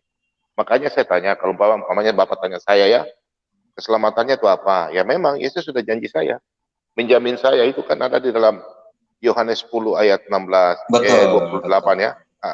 Yohanes 10 ayat 28, banyak sekali Yohanes, pokoknya Injil Yohanes ya. Karena itu keselamatan. Kemudian tidak ada, begini Pak, kenapa saya bilang jaminan Yesus sebagai jaminan? Karena tidak ada Tuhan ya yang bisa berkata begini, Pak. Apabila engkau disakiti, berdoalah kepada orang yang menyakiti. Apabila engkau disakiti, berikan pipi kanan ditampar, berikan pipi kiri ditampar, berikan pipi kanan. Gak ada, Pak. Gak ada ajaran yang kasih, Pak. Tidak ada juga, Bapak coba baca, Pak, di dalam 1 Yohanes 13 ayat 34. Hari ini aku mengajar kalian tentang saling kasih mengasihi. Gak ada ajaran lain, Pak. Di tempat lain gak ada. Hanya Yesus saja. Karena dia adalah Tuhan dan keselamatan bagi kita, jaminan. Saya kalau nggak ada itu, Pak, saya ini mengalami kehidupan saya berapa kali, Pak, ya, saya jujur. Kenapa sampai bom selalu berbicara mengenai ayat-ayat per ayat? Saya bukan mau untuk bikin Bapak, tidak. Kami hanya menyampaikan, karena Bapak kan sudah dari tahun 96 ya, kalau Bapak umur 15 tahun, 96 itu. Saya lahir 80 ya, saya udah 40 sekarang. Oh, kelar 80 ya. Ya, jadi gitu, Pak. Jadi Bapak sekarang sudah dewasa ya, saya sudah matang ya. Begini, Pak, saya dulu itu, kalau saya punya cerita itu, saya tuh dulu sampai tidak bisa percaya Tuhan. Tuhan itu ada, ya. Karena saya biasanya kasih contoh sama teman-teman yang ateis ya, itu mengenai listrik saja. Tapi biarlah kita bisa bicara situ. Kita sebagai umat, sebagai manusia, kita bisa harus tahu, Pak. Harus tahunya apa, Pak? Siapa yang menciptakan kita, ya? Keselamatan kita dari mana, Pak? Kalau Bapak tadi bilang Abraham anak perjanjian, Pak. Dia punya anak perjanjian itu Israel. Israel kan Yakub, dari Yakub ke Israel. Nah, berarti Bapak harus belajar itu, Pak. Ya, nanti saya counter attack bahwa jadi Abraham ini kan dulu dia seorang Hanif kalau di Quran dulu ya. Seorang tegak lurus. Seorang tegak lurus gitu, bahwa jadi seorang tegak lurus ini pun juga harus, kalau bahasa kami, bahkan manut dia itu, disuruh korban, anak pun disembelih Ishak, siap. Memang taat dia pada Tuhan yang Esa tadi. Kalau Tuhan ini kan sebenarnya Tuhan bagi saya master, bagi untuk julukan Yesus kan Tuhan, tidak masalah. Karena Kamus Besar Bahasa Indonesia juga menyatakan Tuhan ini bisa juga Tuhan tanah, guru. Jadi tidak masalah penyebutan, hanya kita lari ke ilah dari Elohim. Cuman yang saya tetap kita framing kita tadi ke Yesus yang disalib, Pak, ya, jangan sampai melebar ke sana. Saya tidak mau terlalu panjang juga. Kalau Bapak menanyakan, sudah enggak. Saya tertarik dari Bapak ya. Tadi Bapak saya tertarik karena Bapak bilang Bapak Islam Kristen, tapi Bapak lari ke apa? Abraham. Islam. Ya, jadi begini, harus Bapak memahami ya. Semua contoh ya kita masalah Yesus disalib ya. Ini saya mau kasih tunjuk ya. Contoh, Pak, tadi saya sudah sampaikan, mungkin Bapak ada dengar dari pertama ya. Contohnya begini. Di dalam apa? Nubuatan ya, dalam nubuatan dikatakan Eli Eli lama sabachthani. Kan Bapak kan tahu, Tuhan kenapa engkau meninggalkan aku kan? Benar kan, Pak? Eli, ya. Benar itu. Ya. Eli ini kan dari kata dasar Elohim nantinya ya, Allah.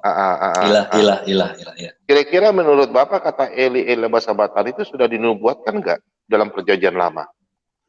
Ya, saya tanya Bapak. Karena memang ada di kitab perjanjian lama kan disebut Ahmad itu kan yang terpuji, yang di kemudian daripada Musa ini kan ada Mesias. Bapak jangan bicara Ahmad, tidak ada nama Ahmad di dalam Alkitab. Tidak ada nama Ahmad. Saya sudah baca Alkitab bolak-balik, Pak. Kita maaf ya. Kalau Bapak bicara Alkitab dengan bom, jangan ngomong ngaco, Pak. Bentar, Pak. Pak, izin saya jelaskan. Itu pernah disampaikan Ustadz. Itu kan saya tidak membenarkan. Mereka menyalahkan itu. Nggak usah dengar Ustadz, Pak. Kita nggak usah cerita dongeng lah. Kan terjemahannya sudah selesai, Pak. Maaf Bapak-Bapak, malam saya saya ambil alih moderatornya saat ini ya, biar terarah juga ya. Sebelumnya saya sapa dulu. Assalamualaikum Pak Sal. Waalaikumsalam. Ketemu lagi Pak Sal kita di sini.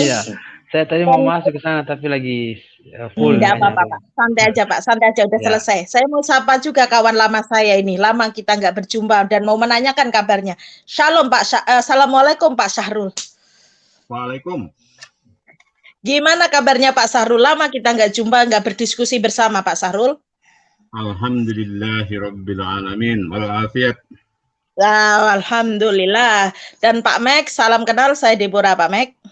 Waalaikumsalam, salam shalom. Tidak apa-apa, shalom malam. Shalom malam. Oke, kita berdiskusi dengan teratur ya Pak ya. Satu itu ya Pak ya, biar kita ketemu benang merahnya, biar enak, biarlah audien yang menilai apapun itu ya Pak ya.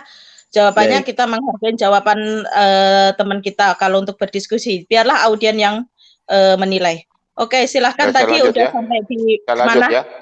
Oke, lanjut silahkan Pak Solata. Oke. Pak Bom lanjut. Begini Pak. Supaya Bapak bisa memahami, kata Eli labasama tadi itu sudah dinubuatkan Pak. Dan itu sudah dinubuatkan dalam Mazmur 22 Pak ya. 22 ayat 1-2. Di situ Bapak boleh baca Mazmur 22. Bapak silakan catat ya. Nanti Bapak baca. Saya enggak perlu baca di sini ya. Kemudian kalau Bapak mau lihat kenapa sampai Yesus disalib, Bapak silakan baca di dalam Yesaya 53 ayat 3-9 ya. Begitu Pak. Coba saya baca sedikit Pak ya. Kalau lama sabatani itu ada di Mazmur ya. Jadi semua kejadian ya, kejadian yang terjadi yang penyaliban ya, itu semua itu ada tertulis dalam perjanjian lama. Siapa itu Yesus ya, itu sudah dinubuatkan. Sampai Yesus mati di kayu salib pun semua sudah dinubuatkan dalam perjanjian lama. Ya, itulah nabi-nabi besar dan nabi-nabi kecil, kitab Taurat Nabi Musa, ya, Mazmur, Raja Daud, ya, Yesaya, ya, macam-macam. Jadi nabi-nabi kecil semua sampai Mika, Daniel, ya, Daniel 3, ya. Jadi kita nggak usah ini, karena contoh saya baca ya dalam Yesaya 53. Ia dihina dan dihindari orang. Seorang yang penuh dengan kesengsaraan dan yang biasa menderita kesakitan. Ia sangat dihina sehingga orang menutup mukanya terhadap dia. Nah, Yesus kan dihina Pak, disalib, dihina ya. Jadi semua itu dosa kita dipaku di kayu salib Pak. Nah, jadi kita harus memahami, karena kalau kita mau lihat Pak, seperti tadi Pak Sarul sampaikan. Pak Sarul sampaikan bahwa di kitab sebelah itu katakan Isa Al-Masih atau Yesus ya, menurut dia Isa Al-Masih tidak disalibkan. Pertanyaan saya, kalau Isa Al-Masih tidak disalibkan, yang disuruhkan itu siapa? Itu yang pertama. Yang kedua, kalau segala sesuatu ya terjadi, pasti ada saksinya. Nah, saksinya, buktinya. Contoh di Alkitab ya. Di Alkitab itu bukti semua itu rasul-rasul, murid-murid Yesus. Contoh yang dari awal saya sampaikan, Petrus ya. Petrus itu di kitabnya 2 Petrus 1 ayat 17 sampai 19. Kemudian di 1 Yohanes 1 ayat 1 sampai 4. Itu semua ada saksi menyampaikan murid-murid Yesus. Pertanyaan saya, Isa Al-Masih ini yang saksi siapa? Apakah hanya cerita dongeng? Kan kita harus meneliti Pak, meneliti segala sesuatu dengan kejelasan. Sekarang ini kan teknologi sudah canggih Pak, jangan kita hanya cuma cerita dongeng-dongeng Pak. Bila perlu contoh, Isa Al-Masih lahir di bawah pohon kurma. Nah sedangkan di Bethlehem Pak, silakan Bapak ke sana. Ya, Bapak ke sana, tanyakan Bethlehem itu ada pohon kurma enggak? Nah itu aja Pak ya dari saya. Terima kasih banyak. Oke, jadi, silakan Pak Mek, silakan. Jadi memang betul dari Pak Bom itu, saya sudah tidak bisa untuk mengatakan Alkitab itu tidak betul. Betul lah, di Al-Quran ini kan perumpamaannya siapa yang diserupakan. Itu mentok di situ Pak ayatnya. Saya udah baca. Nah, butuh tafsir akhirnya kan. Butuh tafsir kitab-kitab tulisan dari para ulama dan hadis juga. Jadi saya mau mengatakan hadis, misalnya ini biasanya secondary spiritual Islam ini ada 2 kitab. selain Al-Quran ada 2 kitab terbesar yang terkemuka, yaitu Bukhari dan Muslim. Sejarah daripada Bukhari ini dari orang Samarkand yang wilayah Uzbekistan, wilayah Soviet dulu ya.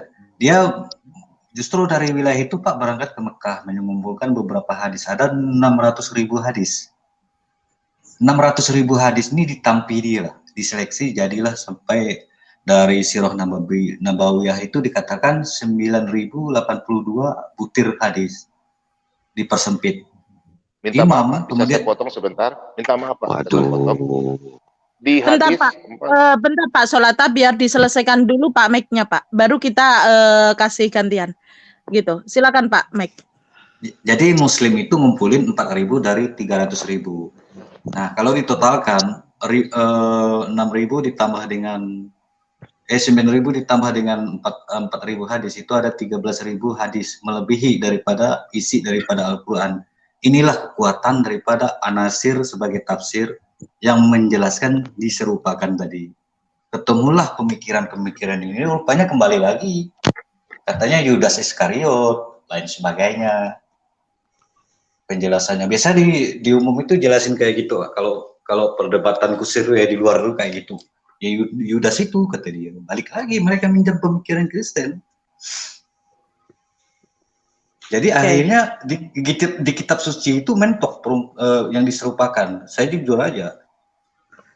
Yang diserupakan dengan Isa tadi itu mentok di situ aja. Kalau tanpa tafsir. Boleh, tekstual boleh. Boleh. Mohon maaf Pak, saya boleh kasih sedikit masuk Pak. Saya boleh kasih sedikit masukan Pak aja. Mike sudah ya Pak ya, biar nanti kita gantian. Oke, Pak Mike sudah. Pak Mike.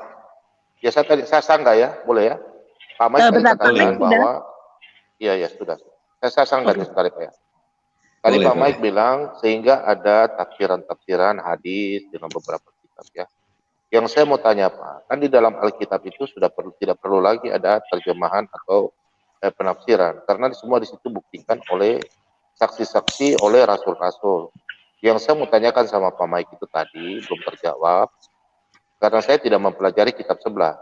Yang saya cuma tanyakan, kalau memang Bapak punya keinginan Bapak ke sebelah, yang pertama masalah keimanan, jaminan Bapak tidak menjawab. Nah itu yang pertama. Yang kedua, saya tanyakan saksi-saksi, tolong mutkah? Saksi-saksi siapa seperti dalam kitab yang tadi saya sampaikan. Tolong yang lain mutkah? Oke, silakan Pak, lanjut. Nah, jadi kan saksi-saksi itu kan contoh di Alkitab. Sudah dijelaskan dari ke-12 murid Yesus, itu dikatakan dalam 2 Petrus itu ya, 2 Petrus ya, ayat 1 sampai ayat 2 Petrus 1 ayat 17. Jadi di situ ada dikatakan Petrus melihat ya, dia bersaksi di situ. Kemudian di dalam 1 Yohanes 1 ayat 1 sampai 4 itu penjelasan apa yang mereka rasa, mereka lihat, saksikan dengan mata kepala sendiri. Yang saya tanyakan tuh di dalam kitab hadis atau apa, ada nggak murid Yesus berkata di dalam hadis itu? Gitu Pak. Makasih. Silakan yang lain lanjut. Oke, terima kasih Pak. Silakan Pak Mike. Nanti untuk berbicara siapa yang belum, Pak Johan ya, belum berbicara ya. Oh iya, ya makasih. Oke, silakan. Mungkin sama Pak Mike atau Pak Sahrul atau Pak Syal. Pak Mike, ini tentang apa? Boleh ketiga-tiganya nanti ditanggapi ya. Oke, silakan.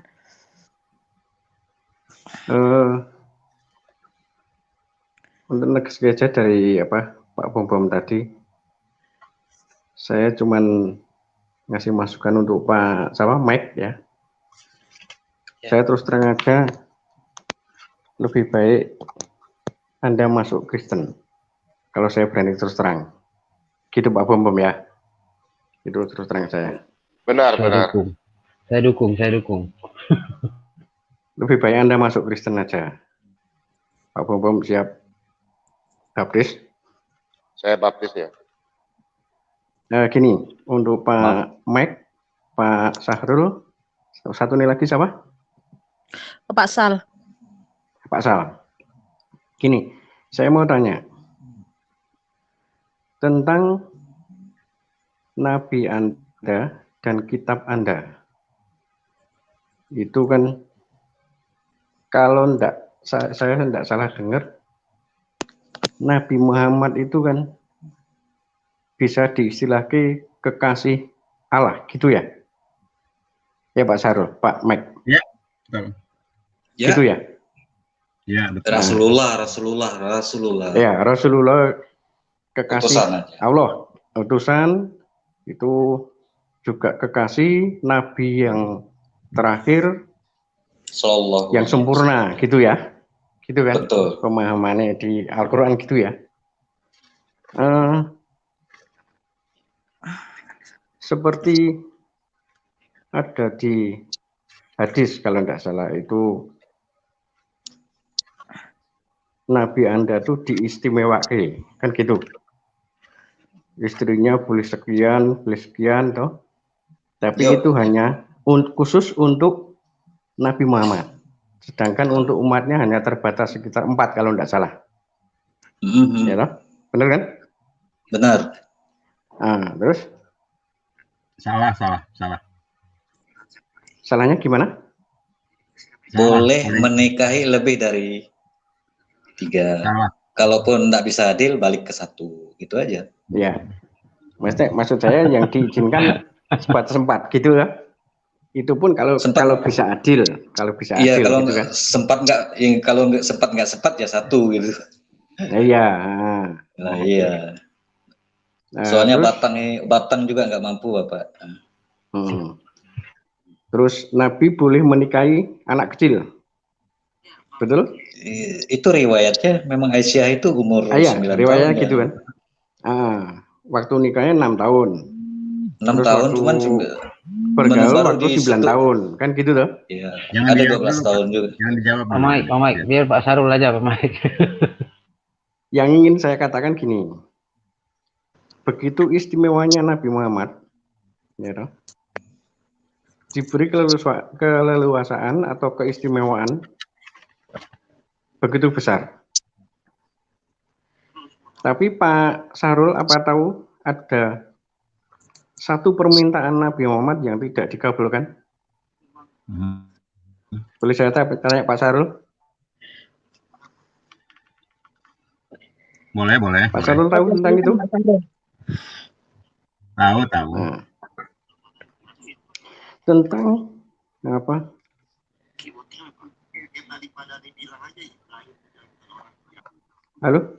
Halo Pak Mike, silakan berbicara Pak Mike. Pak Johan. Lanjut. Ya, lanjut. Silakan Pak Johan. Tentang sebab kematian Nabi Muhammad. Beliau minta kepada Allah supaya matinya itu dalam perang atau mati syahid. Istilahnya gitu. Betul Pak? Ada gitu dalam hadis? Boleh. Nah, terus tapi Tuhan tidak mengizinkan. Justru malah gimana? Silakan Pak, lanjut. Justru malah Nabi itu sakit. Dan sakitnya itu kalau saya dengar dari ceramah Ustadz itu hanya sebatas sakit. Tidak dijelaskan secara rinci sakitnya itu apa. Pasti diracun kan? Nah, setahu saya diracun. Diracun pun ada 2 versi. Menurut Syiah itu diracun oleh Aisyah. Menurut sekte Sunni itu diracun oleh Zainab, wanita Yahudi. Betul? Bukan, Zainab itu bukan Zainab Yahudi, bukan Zainab yang istri ini bukan. Ini Zainab lain yang Yahudi. Rumaisa yang Yahudi. Pokoknya wanita Yahudi gitu aja. Oh, wanita Yahudi lah, harus gitu. Bukan Deborah ya. Wis, jangan saya lah Pak. Nah itu dari hadis itu dijelaskan bahwa sakitnya itu kurang lebih selama 3 tahun dan penderitaannya hampir 4 tahun Pak. 4 tahun lah, boleh. Ya. 4 tahun. Nggak nyampe. 3 tahun 8 bulan. Nggak nyampe 4 tahun, 3 tahun lebih lah. 8 bulan. Setahun kurang 4 Nah bulan, itu, Pak. 4 tahun ah, kurang 4 bulan, Pak. Silahkan. Tuh pintar tuh berdua tuh. nah itu dalam kesaksiannya apa Siti Aisyah di hadis itu kematian Nabi Muhammad itu sangat jauh dari kematian nabi-nabi sebelumnya. Contoh terdekat aja, Nabi Isa tidak mati dalam Al-Quran loh ya, tidak mati, tapi diangkat ke surga beserta kitab Injilnya. Jangan salah. Kalau bicara Al-Quran tidak ada surga. Nabi Isa nggak ada. Diangkat ke langit. Isa toh dalam Al-Quran dulu ya. Tidak ada disebutkan surga, salah. Diangkat ke langit. Bukan diangkat ke surga, diangkat. Ya, jangan tambahin surga ya. Oke, saya pakai bahasanya Pak. Siapa? Pak Sahrul. Pak Sahrul. Pertanyaan saya, ini singkat aja, nanti tidak kelamaan. Pak Sahrul tahu enggak sebab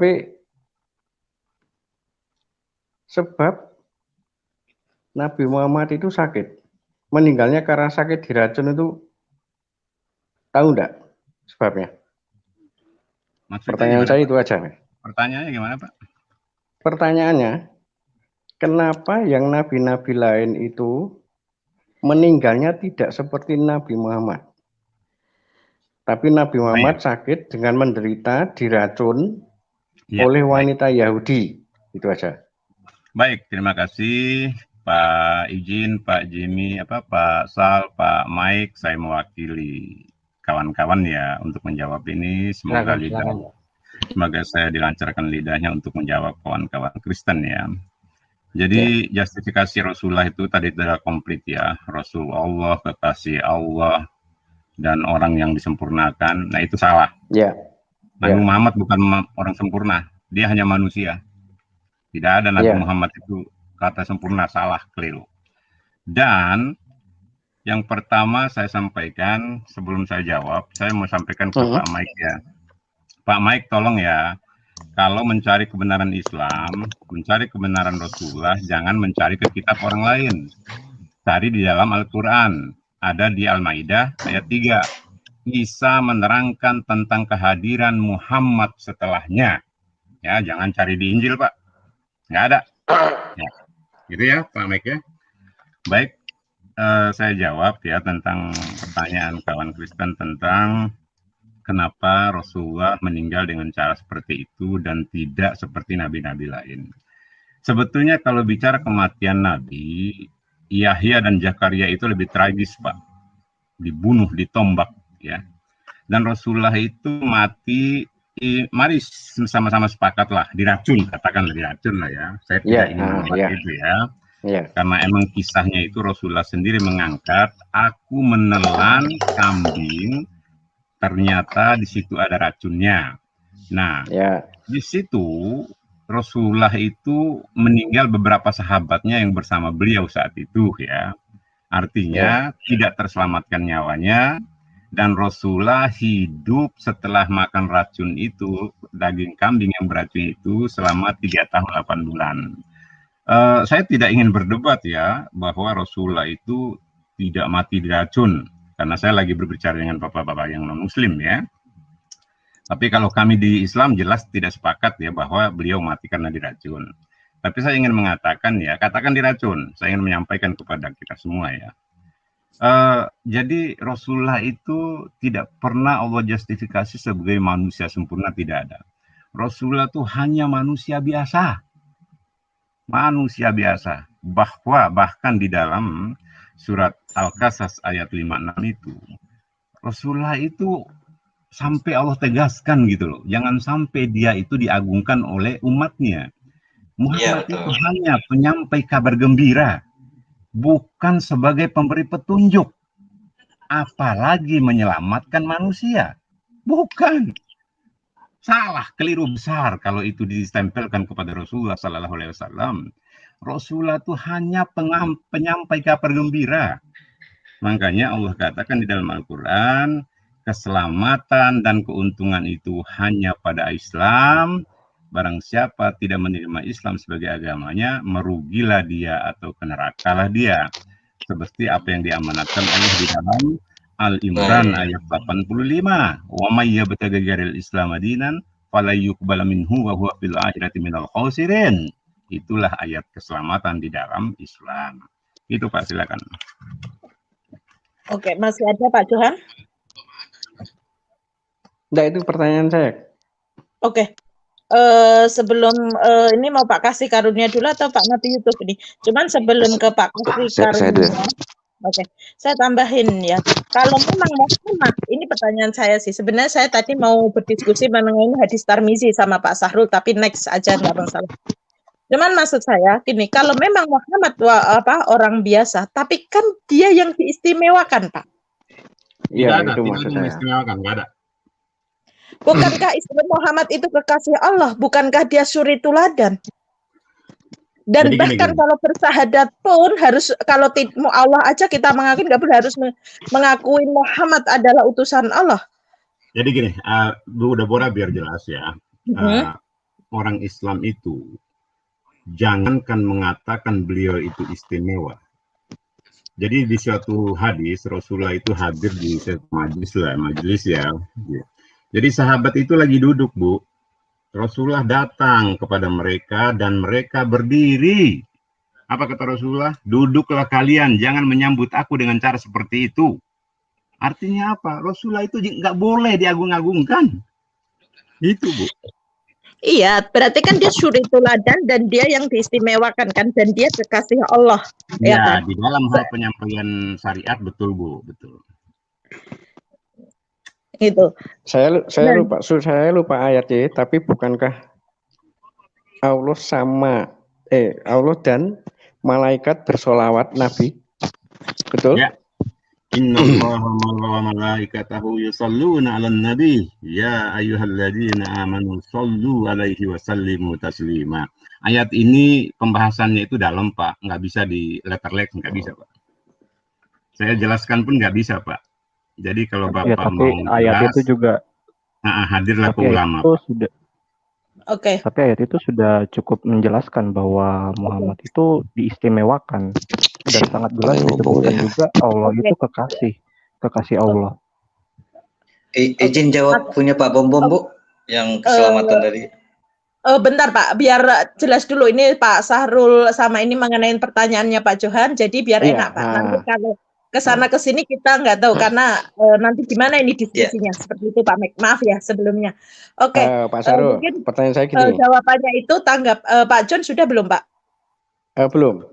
Oke, kalau sudah nanti ditanggapin Pak Kasih Karunia. Sebentar. Ya. Sebab kematian diracun itu sudah jelas di hadis ada. Ya. Diracun, ya toh? Oleh wanita Yahudi lah, tahu siapa lah. Itu jawabannya Pak Sahrul belum tahu. Kenapa mati diracun? Apapun ya, Pak, yang harus saya hanya menyampaikan ya. Jadi kematian itu Pak, hanya milik Allah. Kehidupan itu hanya milik Allah. Jadi gitu loh Pak. Apapun jawabannya, apapun bentuknya, kematian itu bukan milik Muhammad Sallallahu Alaihi Wasallam. Gitu ya? Sebabnya apa ini? Gini Pak Sahrul. Admin bisa ditampilkan CS69? Sambil dibacakan Pak.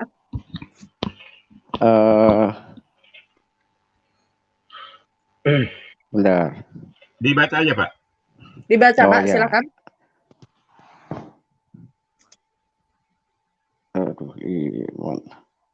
CS 69 ayat berapa Pak? 69 44 sampai 47. GS berapa Pak? GS 69 ayat 44 sampai 47. Oke, sambil dibacakan Pak. Bentar, saya belum menemukan. Kalau nggak salah ayat itu tentang Allah memberikan satu warning gitu ya. jika saja Muhammad berbohong tentang penyampaiannya. Itu kalau nggak salah ya. Iya, itu tangan kanan.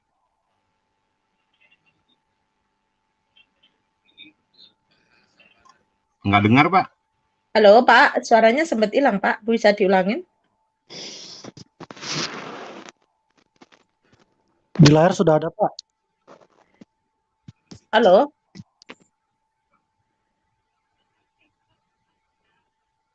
Halo? Oke. Pak Johan? Pak Johan? Kayaknya gangguan sinyal dulu ya. Oke, Pak siapa? Pak Kasih Karunia? Boleh saya, Bu? Aduh. Oke, Pak Kasih Karunia. Silakan Pak Kasih Karunia. Oke, terima kasih. Oke, terima kasih ya. Pertama saya tanggapi dulu mengenai Mike ya. Mike dulu saya tanggapi. Saya juga bingung dengan Mike ya. Terutama saran Pak Sarul ke Mike itu saya ingin tanggapi sedikit. Saya agak berbeda dengan Pak Sarul. Kalau Mike mau cari kebenaran, baca kedua-duanya. Teliti kedua-duanya. Ya, karena Mike mau cari kebenaran antara Injil dan Al-Quran, baca kedua-duanya. Ya. Nah, kemudian jangan lupa juga berdoa, minta bantuan Tuhan, pencipta semesta alam, tunjukkan Tuhan yang sebenarnya itu yang mana. Itu saran saya untuk Mike ya. Betul. Ya, itu saran saya Mike. Nah, kemudian kalau untuk Pak Sarul, saya ingin tanggapi sedikit mengenai bahwa Muhammad itu tidak diistimewakan. Sedangkan pernyataan Pak Sarul sendiri mengatakan bahwa keselamatan itu hanya di Muslim Islam, ya kan? Itu bukan Muhammad ya Pak ya, Islam ya? Iya, Islam betul, hanya di Islam, oke? Iya. Nah, sedangkan kenyataannya, ya, saya tidak ingin tanggapan Pak Sarul ya, saya mengcounter, tapi saya ingin ditanggapi oleh Mike yang lebih mungkin agak netral. Nggak masalah Pak Sarul. Oke, silakan. Bentar ya. Sebentar saya tanggapi dulu. Ya. Jadi begini. Dikatakan tadi bahwa keselamatan itu hanya Islam, ya. Sedangkan Muhammad itu tidak istimewa. Yang saya bingung bagaimana seorang bisa menjadi Islam tanpa bersahadat, tanpa Nabi Muhammad yang notabene juga sudah meninggal. Sampai sekarang pun orang mau masuk Islam harus bersahadat. Harus melewati Nabi Muhammad. Baru bisa dikatakan Islam. Ya kan? Nah, itu sudah bertolak belakang dengan komentar Pak Sarul. Bahwa Nabi Muhammad itu tidak diistimewakan. Silakan Pak Sarul tanggapi. Saya juga ingin minta tanggapan dari Pak Mike. Silakan. Baik, terima kasih. Ya. Saya sudah sampaikan tadi hadisnya, Rasulullah itu disambut sama sahabatnya dengan cara berdiri saja. Rasulullah tegur, jangan mengagungkan saya sama dengan kalian. Satu ya. Dan tentang tadi yang disampaikan bahwa keselamatan ada pada Islam, kenapa sih harus Muhammad yang jadi syahadat? Jadi saya sering sampaikan kepada kawan-kawan Kristen ya, bahwa kita tidak akan pernah mengenal Islam yang diwahyukan Allah kepada Rasulnya bila mana tidak melalui Rasulullah. Jadi sangat impossible Islam kita terima tanpa adanya Muhammad Sallallahu Alaihi Wasallam.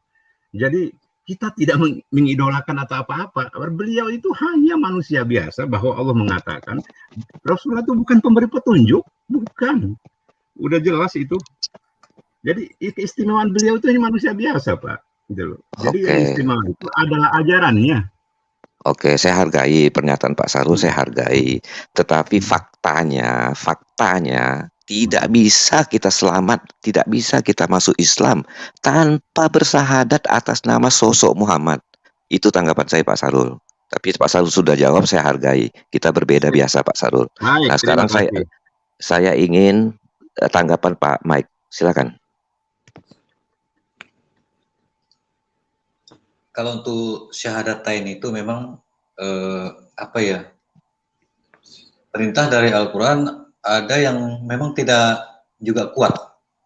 Tapi karena ini sudah jadi kultural, ya waktu penjajahan suatu wilayah di Quraisy itu pun, termasuk Ali itu pun menunjukkan tangannya harus syahadat. Itu seperti itu. Baru dia dinyatakan beriman. Jadi maaf dulu Pak Mike ya, saya tidak ingin Anda mewakili Muslim dalam hal ini ya. Saya lebih kepada lebih kepada pribadi gitu, karena berbeda dengan Pak Sarul gitu. Ya, jadi kita hargai Pak Sarul. Ya. Saya ngambil sedikit itu, Pak. Jadi syahadat, makanya saya juga tidak setuju dengan pembaptisan. Karena saya memang wilayah saya akan Nusantara juga. Nah, kita tidak bahas kita tidak bahas baptis, kita bahas ini syahadat. Oh, kok jadi itu simbolik menurut saya kan, nggak apa-apa lah. Karena pun gimana pun pembuktian seorang beragama itu harus lewat baptis atau syahadat kalau di Muslim kan, lewat Muhammad yang memang dinyatakan sebagai Rasulullah, bahwa dengan bersaksi pada ketiadaan ilah yang lain kecuali Allah, baru menyatakan bahwa Muhammad Rasulullah. Itu kredo yang memang hari ini bagian daripada ikrar yang sudah Oke, kalau sekedar begitu nggak masalah. Masalahnya diklaim bahwa tanpa bersahadat berarti kita tidak bisa Islam, berarti kita tidak bisa selamat, berarti sama saja, menurut saya sama saja Muhammad juga juru selamat gitu loh. Ya kan? Karena gini, logikanya begini, Islam itu adalah agama yang menyelamatkan menurut Pak Sarul, ya kan? Kemudian tanpa bersahadat kita tidak bisa selamat kan? Betul. Dalam arti tanpa sahadat kita bukan Islam kan? Nah, sekarang kalau Pak Sarul mengatakan bahwa itu bukan juru selamat, menurut saya itu keliru. Terima kasih. Jadi netralnya saya. Jadi gini Pak ya. Betul Pak. Saya juga Silakan Mike, silakan.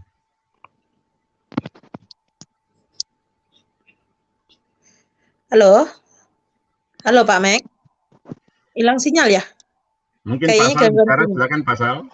Gujarat berdagang sini, mereka pada ninggal. Saya mau tambahkan mereka pada ninggal tuh gimana gitu, Pak? Jadi tanpa agama kah atau mati nanti mengikuti siapa? Itu aja sih menurut saya. Jadi kok Ibrahim ini saya ngambil dia sebagai bapaknya 3 agama, waktu itu kan Ibrahim mengikut siapa nanti di alam akhirat? Itu aja yang jadi logika saya. Silakan Pasal. Oke, saya kira pertanyaan saya sudah selesai. Silakan yang lain. Oke. Terima kasih. Boleh berbola?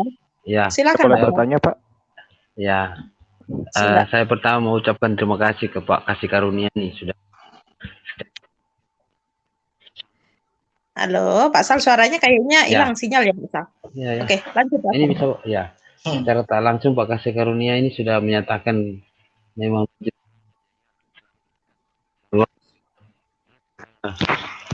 terus yang berikutnya saya mau berikan tambahan aja sedikit tentang yang disampaikan Pak Sarul itu betul tentang keistimewaan Nabi Muhammad ini. Sebenarnya kita umat Islam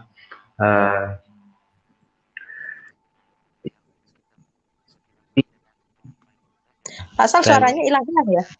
Iya ya. Cabut dulu Pak Sarul. Oke, sudah. Oke, kemarin saya sudah sempat sampaikan diulang Pak, nggak kedengaran dari tadi, diulang Pak. Oke, cek bisa. Suaranya hilang-hilang Pak, kayaknya. Ya. Cek. Sinyalnya kayaknya halo. Itu. Sip.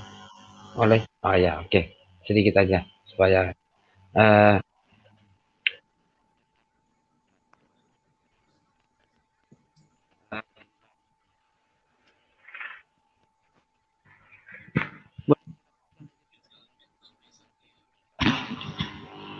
silakan Bu Deborah dilanjutkan dulu masalah teknisnya.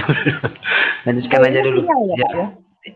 Ini masalah teknis Bu, alat ini di sini lagi problem nanti. Silakan Bu, silakan lanjutkan dulu. Saya mau perbaiki dulu ini. Boleh saya Bu? Pak Sal tidak punya Pak Sal tidak punya dodo mengomentari saya. Jadi kita udah mau closing soalnya juga. Iya itu. Iya, jadi gini Bu ya, kalau masalah keistimewaan dari Pak Sarul tadi itu dari orang-orang bahwa Fatimah putri Muhammad sendiri pun tidak bisa ditolong ayahnya kan. Itu pada hadis Abu Hurairah itu, di mana ia berkata kan, di ya kondisi seperti itu tidak kita kategorikan keistimewaan. Nah, enggak Pak Mek saya tanya nih. Oh Pak Sarul udah pergi ya? Saya mau menanyakan nih. Gini, bentar Pak. Oke, Bagaimana dia tidak bisa menyelamatkan mamanya, tidak bisa menyelamatkan anaknya, sedangkan orang lain dituntut untuk bersahadat. Tanpa bersahadat tidak bisa selamat, tidak bisa Islam, gitu loh Mike. Ya betul. Jadi sebenarnya itu kredo yang udah terbangun dari apa ya, dari kapan mulainya saya juga nggak tahu lah Pak. Yang jelas syahadat tetap wajib di syahadat. Tapi kok saya berislam duduk termenung sendiri, bahkan dalam mengingat Tuhan itu sambil berbaring duduk berdiri pun tak masalah. Kenapa harus ke masjid? Kenapa ke wilayah biara? Segala. Aku sekarang nih Pak duduk termenung. Aku malah mengikuti ilmu Siti Jenar aja. Mati pun bisa mengeluarkan ruh dari jasad saya dengan cara seperti dia. Cuman dihukum mati oleh beberapa kerajaan Demak itu yang sudah Islam masuk, selesai. Orang-orang yang sufistik kayak gini, itu susahnya. Ini yang saya ingin pertentangkan, bahwa datangnya agama-agama impor di Nusantara ini yang merusak konflik. Kearifan lokal hilang. Mau dijadikan hal-hal ini. Aku membayangkan jejak Nabi Ibrahim sampai ke Nusantara. Waktu dia dibakar Namrud di Al-Quran, siapa yang menyelamatkannya? Ikan arwana Pak yang ada di Kalimantan Barat sekarang, ikan itu. Oh.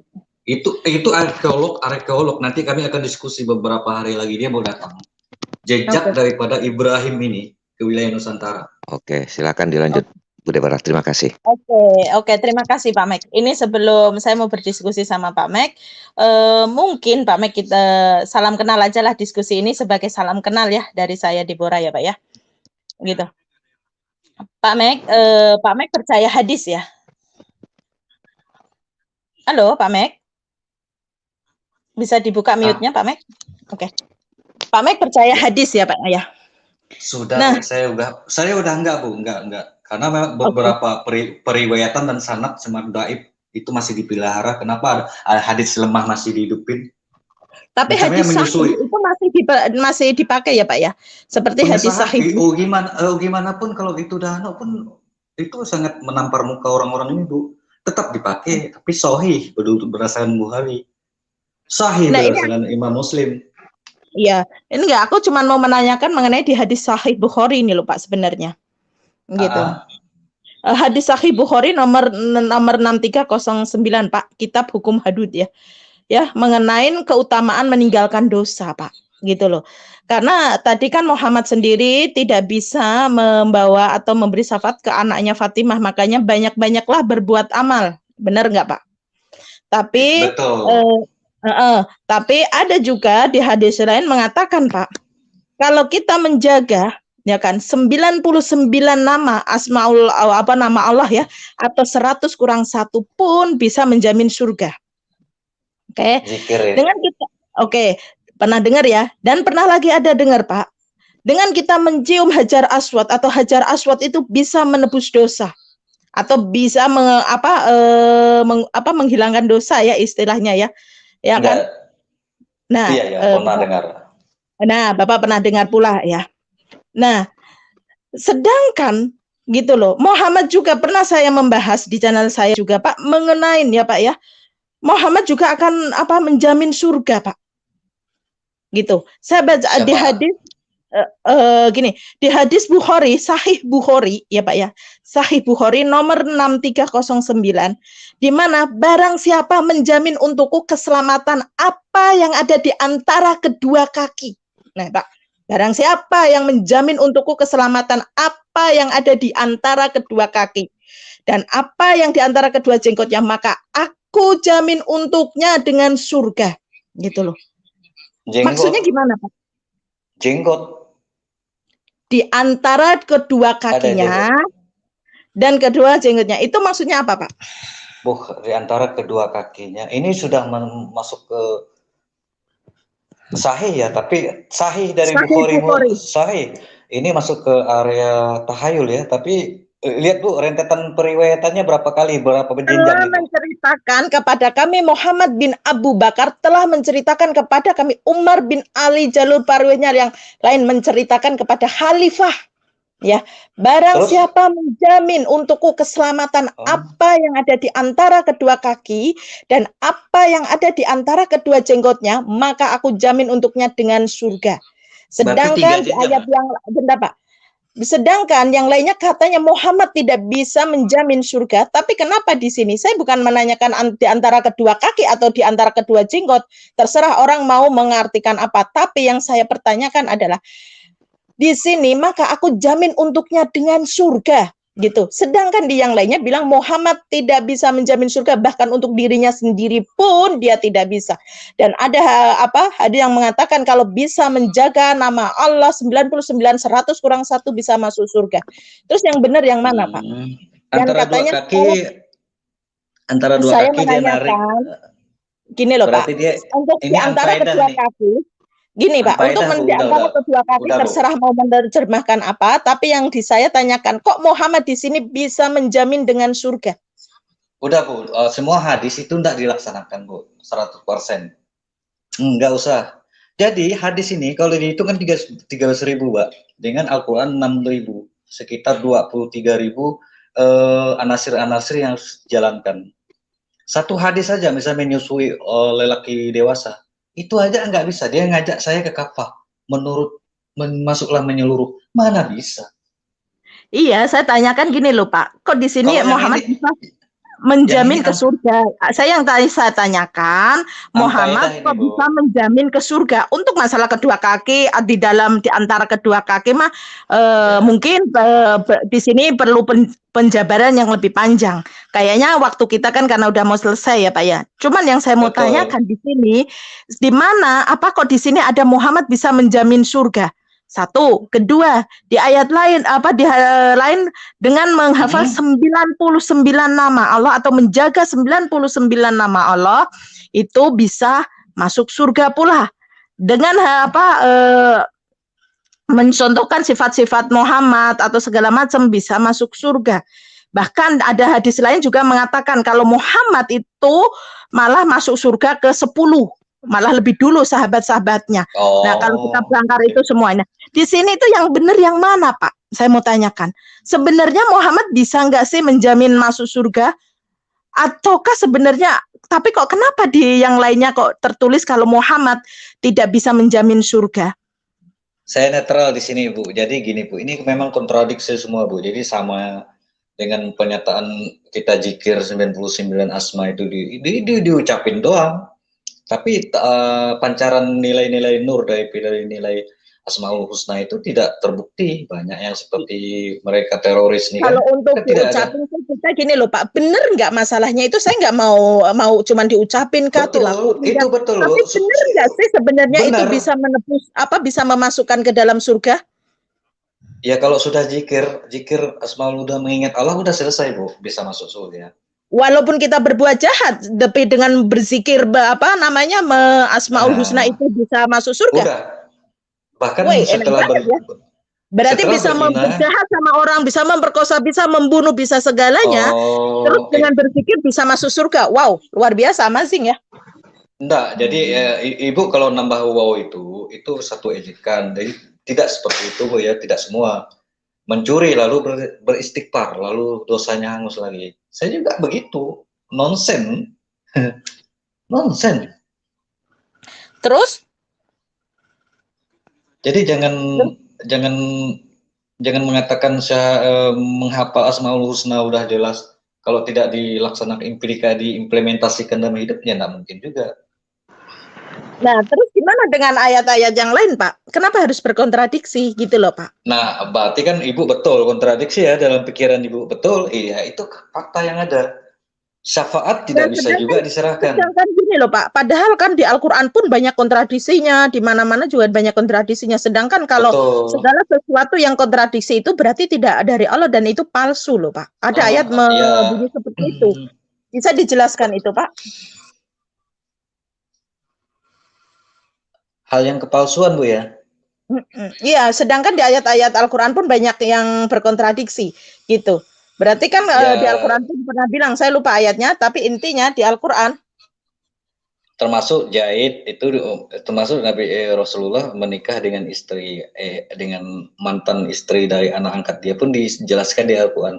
Saya juga makanya di India sekarang ada dari Syiah ini Enggak, merevisi Pak. Intinya Al-Quran. saya mau tahu kenapa ada kontradiksi situ. Berarti kalau kontradiksi, berarti kan palsu dong. Makanya dari awal memang kajian saya udah jauh-jauh tuh Pak Muhammad Aceh saya setuju dengan beliau itu. Enggak, saya mau jawabnya enggak usah membawa-bawa saya, Pak. Sekarang jawab aja, sekarang pertanyaan saya sekarang, Pak. Gitu. Sudah Bu, sudah pas malam. Udah serahkan ke Ibu, saya kontradiksi. Itu aja sih menurut saya. Bebas nilai Bu, silakan Ibu begitu. Enggak, maksudnya berarti kalau segala sesuatu bahkan apa namanya? Kontradiksi udah selesai. Kalau kontradiksi di dalam Al-Quran itu berarti palsu dong Al-Qurannya, gitu loh. Kan ada tertulis di Al-Quran seperti itu. Kalau dikatakan palsu juga, zalikal kitabul la raiba fihim, zalikal kitabul la raiba fihim. Ini adalah kitab yang otentik gitu ya.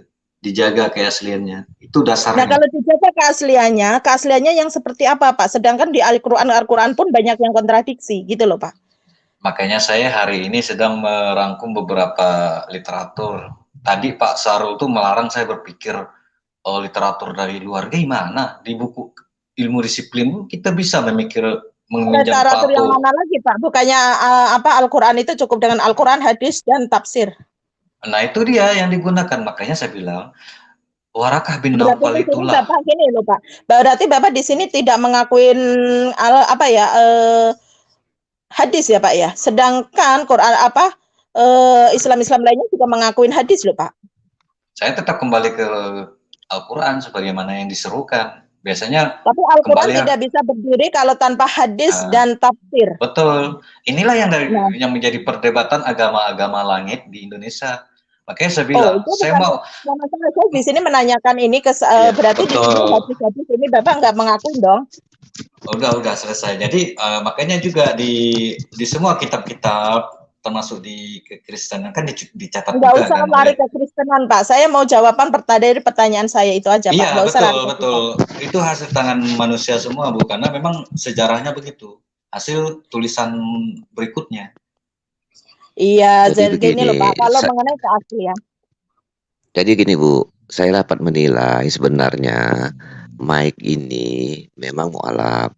Tapi dia sendiri sudah mulai meragukan. Cuma untuk menyatakan gamblang itu belum. Itu yang saya tangkap. Bisa. Benar. Roh Kudus sudah mulai jamah ya.